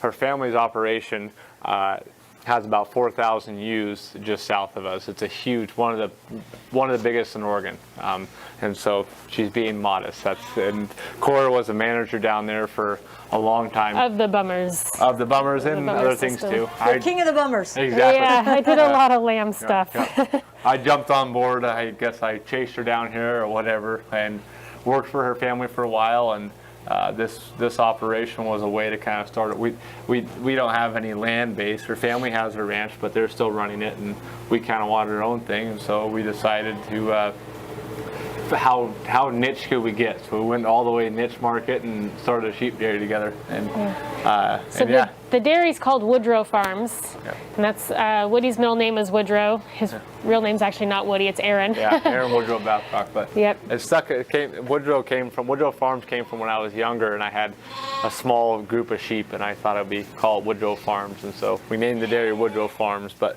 yeah, that's kind of a combination. And So you're always going to wonder somewhere in your heart if he wanted you for the information that was in your brain, if he quoted you for that, or if he quoted you for. A little bit of both. I don't know. It was a business plan. Yeah, we don't know. We're trying to get milk out of the sheep to sell sheep milk, so we're kind of separating nature from the picture. But these lambs are artificially reared, so as soon as we can get them off an artificial milk replacer onto a grain, the more profit it is for us in the grand scheme of things, you know. So, but that all being said, too, you have to take care of health from day one. It's so intensive that you can't let lambs fall behind. And so, if you look over here, where Cora is. And here we have a few of the lambs that have fell behind, but for the most part, they're still doing pretty well. But we're at the tail end of lambing, and what you end up with is, you know, a couple of lambs that have fallen behind, and then just a lot of the late lambers too. So, Cora right here is feeding lambs. They all have to be training lambs. Yes, they all have to be trained to understand the artificial system. Some lambs don't care. Some lambs need a couple days of training, because obviously that is not a used udder. That is a 5-gallon bucket with nipples in the side of it. So. I kind of wondered how you did that en masse, because we were over at Joy Martin's, and just a couple in the kitchen was a day's work. So it's her. That's the, you see that lamb? Yeah. That lamb actually came back from the field, and that's because Cora knows how to train them so well. It's taking years of experience, and I don't deal with this. This is Cora's. I leave for a day and. I get a bottle out and I try to get them as fed as I can. It's just training. So basically, we just have the nipples and the tubes go down, and I'm just here basically to guide them and show them where it is, show them where their new mom is, I guess. And it really only takes about. You know, a good healthy lamb, it'll take them about a day to figure it out. And then they pretty much do it on their own. And they start here, this is training pen. And then once they know how, they go to the next pen, and that's a self-feed. I don't get in here and help them eat at this point. And then they just move down the line. We're at the end of lambing, so there's only 2 pens, but normally there's like 4 pens of milk buckets. And then they get weaned at 21 days and go on to their grain ration. Okay, so I have to ask you the silly questions first. One, why are some wearing paint? Oh, you mean the coats? Yes. Well, there's sweaters, and then there's little dot. You have different colors on them, unless sheep are coming in different colors. So the sweaters, yeah. So these are what we call lammy jammies. My grandma makes them, and she named them. And so basically, because they're East Frisian, that's the breed of sheep. They're kind of a little more of a delicate breed. And because they don't have their moms to lay next to, we put the coats on just as extra protection, mostly for at nighttime. Just give them that little step up and keep them warm. And then usually they get them taken off within a day or two. And then the coloring has to do with how old they are. So I keep record in a book, and then I have a system on my phone that I keep when they were born, and then that tells me when I process them and put their ear tags and stuff in, I give them a mark to determine their age, and then that tells us when they're ready to be weaned and to go onto grain off milk. Yeah, we talked to a gal in Colorado, Uji McGuire, and she raises Black Welsh Mountain sheep, and she's a computer program. She wrote something called her Lamb Tracker program, and she's actually microchipped them. So every time she does something like worming, she just says worming and goes bing, bing, bing, and then it keeps it. Because there's a lot of record keeping in this. You guys have to do math. Yeah, There's so a lot of we dream in the next, hopefully it's in our near future to actually go with what, I don't know if that's what she was using, but EID ear tags, and being able to keep track of every lamb by, you just read their ear tag and say, okay, this is what we did, or when you vaccinate, you can just identify them, and that would help us a lot. It's a huge expense is the reason we've gone with the manual system, and Cora knows Excel and documents way better than I do, and she's helped to keep track of that. So on her phone, she has all the lambing record on her phone, which is really nice because it's really not complicated. It's really just Excel, and then I just open it and it has everyone, the day they were born, what ewe it was, the gender, and then the lamb's ear tag. Yep. That's really smart, though. And if they've had any medicine, so we find a lot of correlation in genetic history. So if they've had any medicine, then Cora keeps track of that too, and then we can look through on our records when we're selecting for the next generation. Who is our best milk producers, who is our most least problematic animals, and all that kind of stuff, and work through it that way. The EID program would be a lot quicker and easier, but someday we'll get there. Can I ask, if it's not too personal, what does expensive mean in the sheep world? What would it be to put EID trackers on, let's say, 100 sheep or something? It actually, in the grand scheme of things, would probably actually not be that expensive for the time we spend on that. But being a new dairy, every dollar counts. Sure. So I would. Do you remember what they are?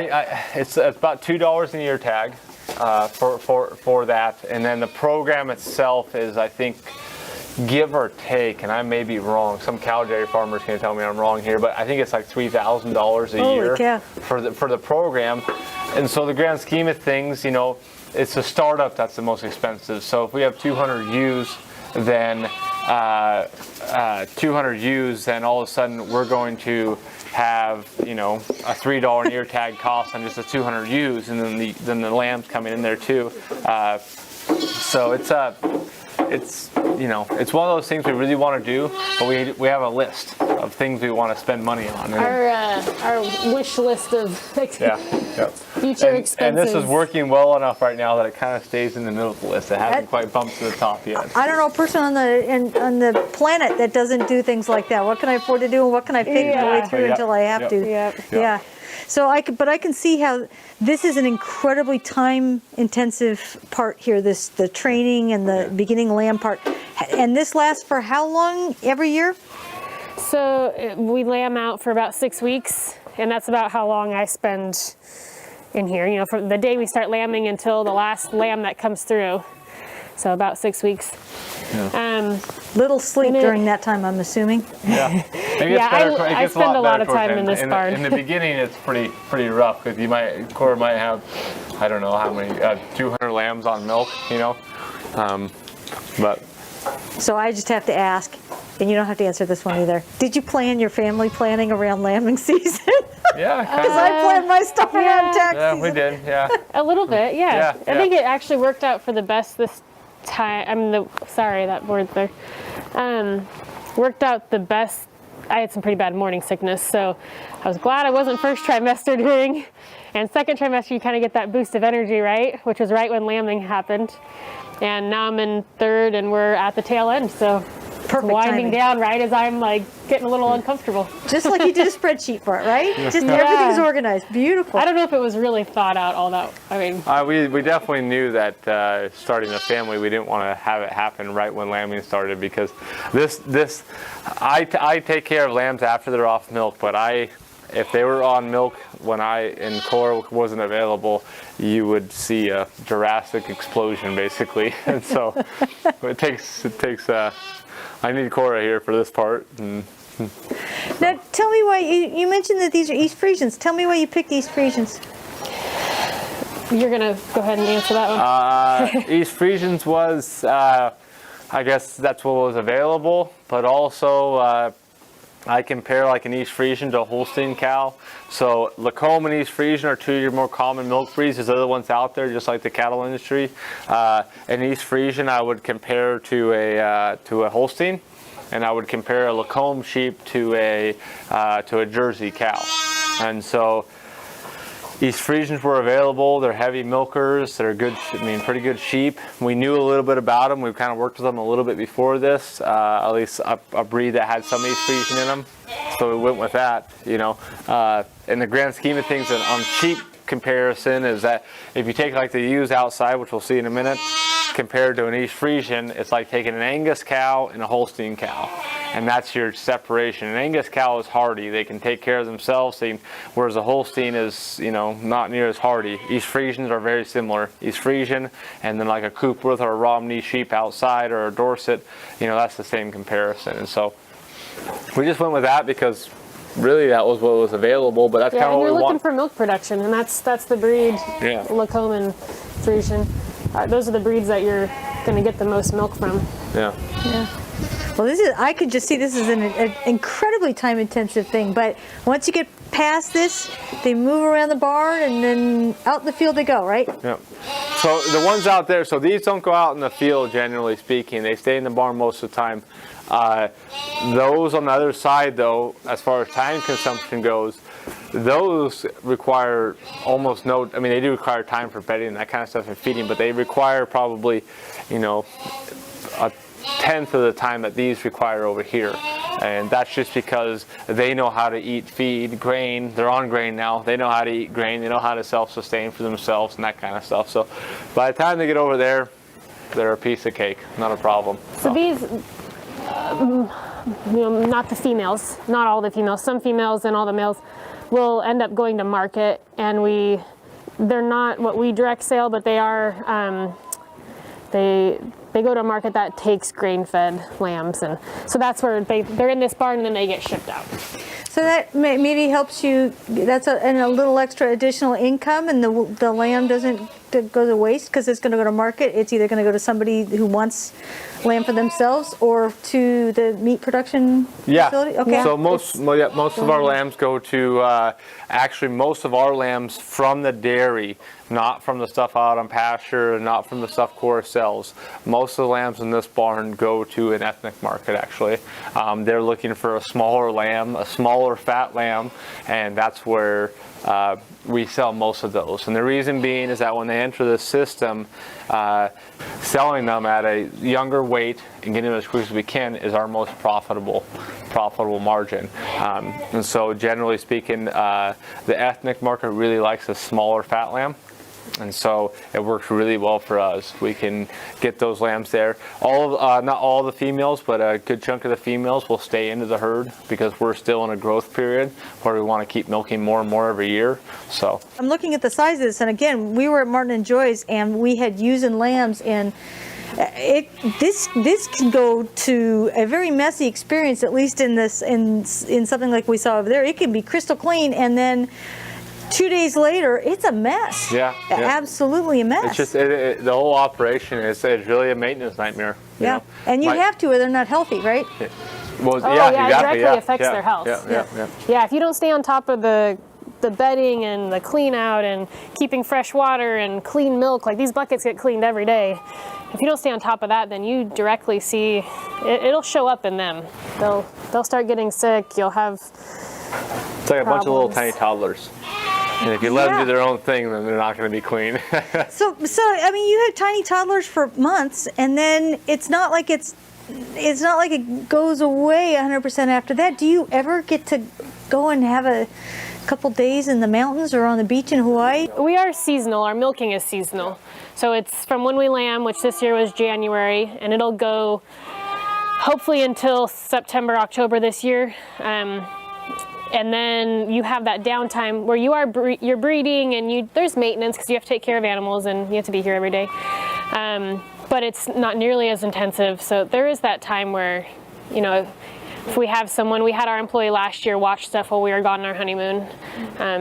So there's opportunity there. And even here in about 2 months or so, it comes a deal where, you know, we could actually take off for 2 days. We have to be here every 3 days to empty the tank and take care of that stuff. But we have a milker and we could take off for 2 days, especially when these guys are all established and going fine. So it looks like a lot, and it is a lot for a while, but we do have time, you know. So. Well, okay, you mentioned opportunity. You have a relationship with the creamery. Tell me about that. Yeah. You made that yourself, that little opportunity, I understand. Yeah. Oh, we got a call from Woody, was what we heard. Yeah, so Brad Cinco, that's Face Rock Creamery, and Brad got on board, Greg got on board, and you know, it's been a great relationship ever since, and it's so close. It's 10 miles away up the road.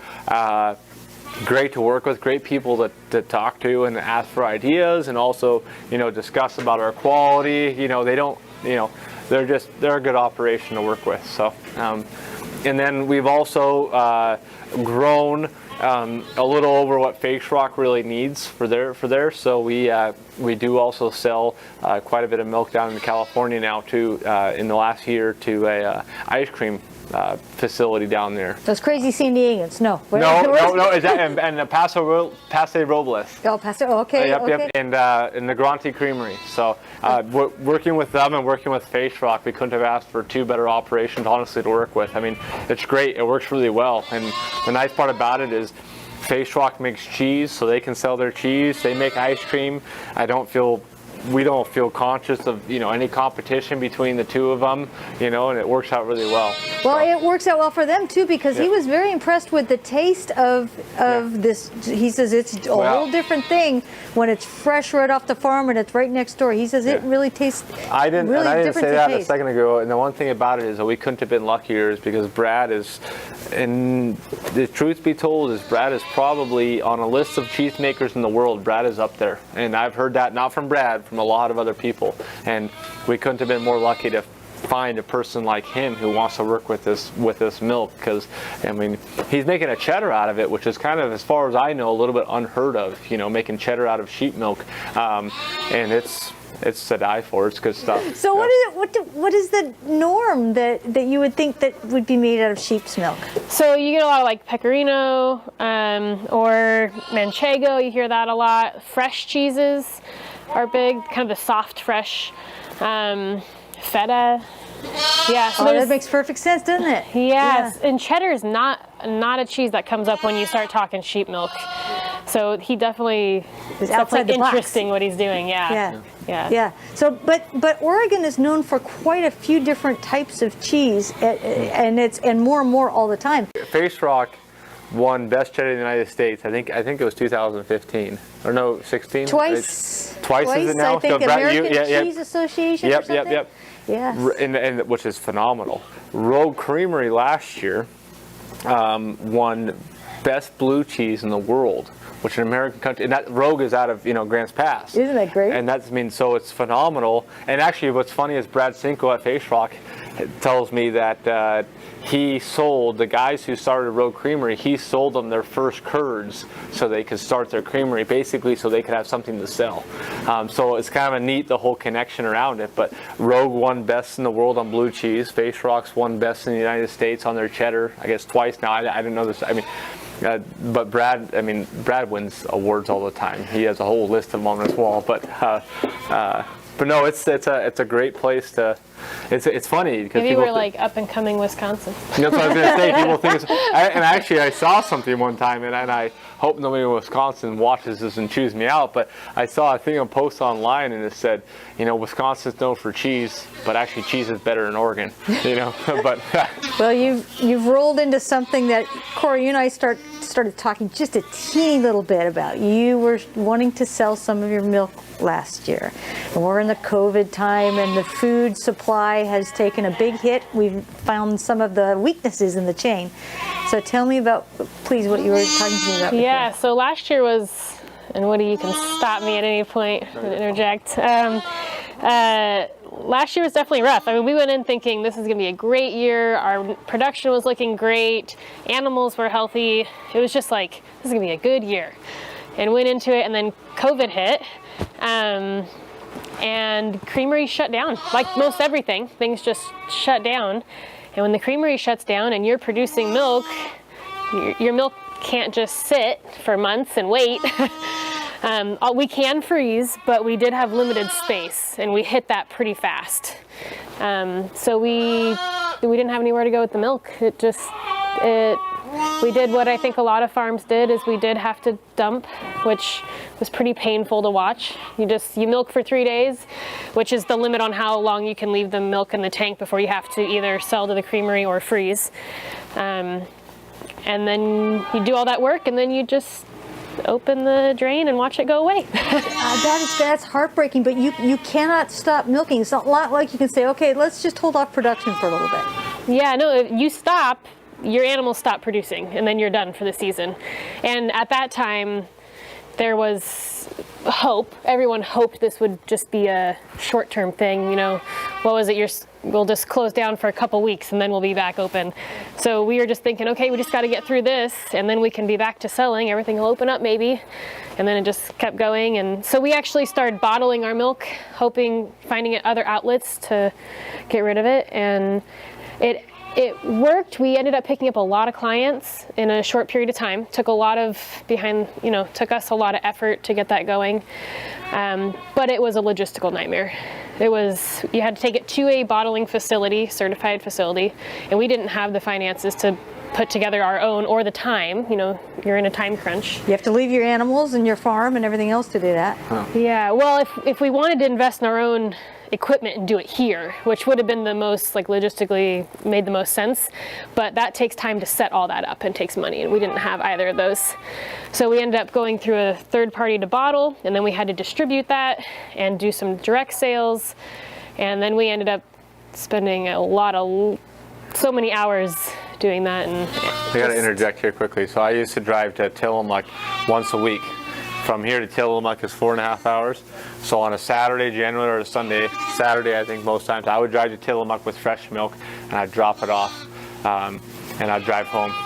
And on a Sunday or Monday, just let it interject because Cora's not going to tell you, is that she would drive in the reefer van out there. She would drive from here to Tillamook, pick up all the bottles, label all the bottles, go from Tillamook to Portland to drop off, go from Portland to Eugene to drop off, go from Eugene go to Albany to drop off, and then to Eugene, and then every other week from there, she'd drive all the way to Ashland or Medford, Ashland, drop off, and then drive all the way back here.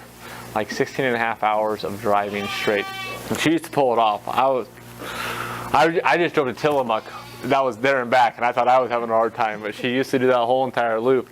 And it worked, but it was... We did sell, it was just, there wasn't enough profit for how much time we were putting in. And it was... We started to get to the point where we didn't like the dairy anymore. So after the year ended, we stopped lactating, which we stopped lactating early. Because freezers were full and the milk was working, but we were just dead tired. So then we stopped lactating early, and then we had a lot of people sad when we told them we weren't going to bottle milk this year. But the creameries are open again, so we're able to sell milk that way, and that's what we enjoy. We enjoy farming and then sending it to someone who can make this great product and do this marketing and sales themselves. And the bottling, it's not off the plate for the future, but we needed a break. Yeah, it's so ironic. We heard this from the Milking Devon people back east too. That they had milk and they had to throw it away. Yeah. And that's so funny because it's terrible because sometimes there's no milk on the shelves everywhere else, and it yet was there's a funky this gap. time. Yeah. And I will say I'm not going to say the name of the company until they actually do it, but there is a company here in Oregon that is actually strongly looking into bottling milk, sheep milk, in the next year, which is really we're really hopeful of that, because we had a huge following by the time we were done, and it was a great product, I think, and we both did. Everybody liked it. It's not. I think a lot of people think sheep are like goats, and so you think that kind of strong flavor that you get from goat milk, but it's really not. It's just like cow milk but sweeter. Yeah. Yeah, I don't think I've ever tasted sheep milk. It's so delicious. Is as close as I got. Is it? It is really delicious, and I know I'm a little biased. I'm super bland. I couldn't ever drink goat's milk. Nothing against goat's milk. I'm just super bland. I'm a basic 2% cow milk person. Even whole cow milk, I drink the heck out of it now. But it has a really good flavor to it. Even he liked it, is what he's trying to say. Yeah, I loved it. So there is a person in Oregon who's looking into it and kind of putting together a plan to build a facility, which is phenomenal, because there's nobody else in the United States who bottles sheep's milk, and it would be pretty cool if it continued on. So. I think it would be pretty cool. I will tell you, I'm right there in the goat's milk. I like goat's milk, but it has to be alfalfa-fed goat's milk. I've heard that from people. Because otherwise it tastes very goaty. So what do you feed your sheep, and does sheep milk do the same thing when you don't feed them the same way?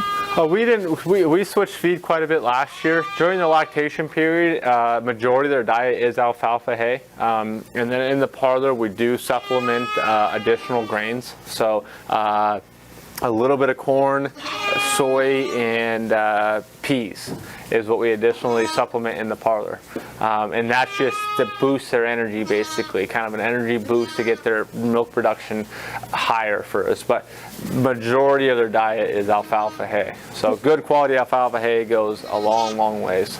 Is it inputs and outputs? Do they equal? I mean, if you feed something that's higher in nitrogen or higher in basic micronutrients, does that come out in the milk as well? I don't know if we've played enough with it to know the answer to that yet. We found a solution that works really well for us, and we haven't. Like I said, this is our third year of business, and so we haven't had the opportunity too much yet to really kind of screw with or mess around with. Our production's at a level that is above average from what I understand about other people in their operations, and so it's one of those things where we're still trying to make this thing profitably work, and so I think that by playing with the feed we could get more, but we could also make a mistake and get less. A little scared. So we kind of stuck with it for right now. That's smart. And it's worked out well. Last year, though, during the COVID deal, when we were kind of shutting everything down, we cut out all the grains. We went to straight alfalfa, and we didn't see a huge drop in our milk production. We saw a difference in flavor. Yeah. There was a little bit, but I'm not sure it was. The sweetness went out of the milk a little bit, just a little bit though. But you still didn't get an off flavor. And we were still bottling at that point, and I don't know if it ever came up from customers. I don't know if we ever got feedback that, I don't recall. No, I don't think we ever did. I think we were testing it all the time, and we thought the sweetness when we stopped kind of feeding the grains kind of went out of it, but still, it was still a good flavor. I would imagine that, putting them on, like you said, some brushy, nasty stuff would probably throw it off a little bit, but I don't know with sheep compared to goats. Sheep won't eat the brushy, nasty stuff. Goats will, sheep won't. A sheep will starve before it eats a blackberry bush, where a goat will do better on a blackberry bush and a good blade of grass, so who knows. Now that must make fencing easier, I would think, with sheep than it does with goats, because the goat will just eat its way through a We had 2 pet goats, and we got rid of them because we couldn't keep them in. It's a long story, but it was not at all a tense time, but we had 2 pet goats that were just fun. We were just given to us, and I finally had to tell Cora, we got to get rid of these. And then she talked me into keeping them, and they were great. They were actually really, really fun. But the problem is that they were here, there, in the grain barn, over there, over there, over there. We put fences up, we do everything, and they were just all over the place. So. Yeah, they didn't stay in anything. And you just watch them. They would just be standing, and then they just bound right over like a 4 or 5 I watch foot them, gate. and they go into the U-barn, and they run along a wall like this, and they jump. You might have a fence this tall, but they jump on that wall, hit that wall, and bound themselves over the fence and be in the U-barn. It's like, okay, well, so sheep don't do that. They're much easier to contain. Yeah. Sheep don't want to exert too much energy. Yeah. So you will find us milking goats.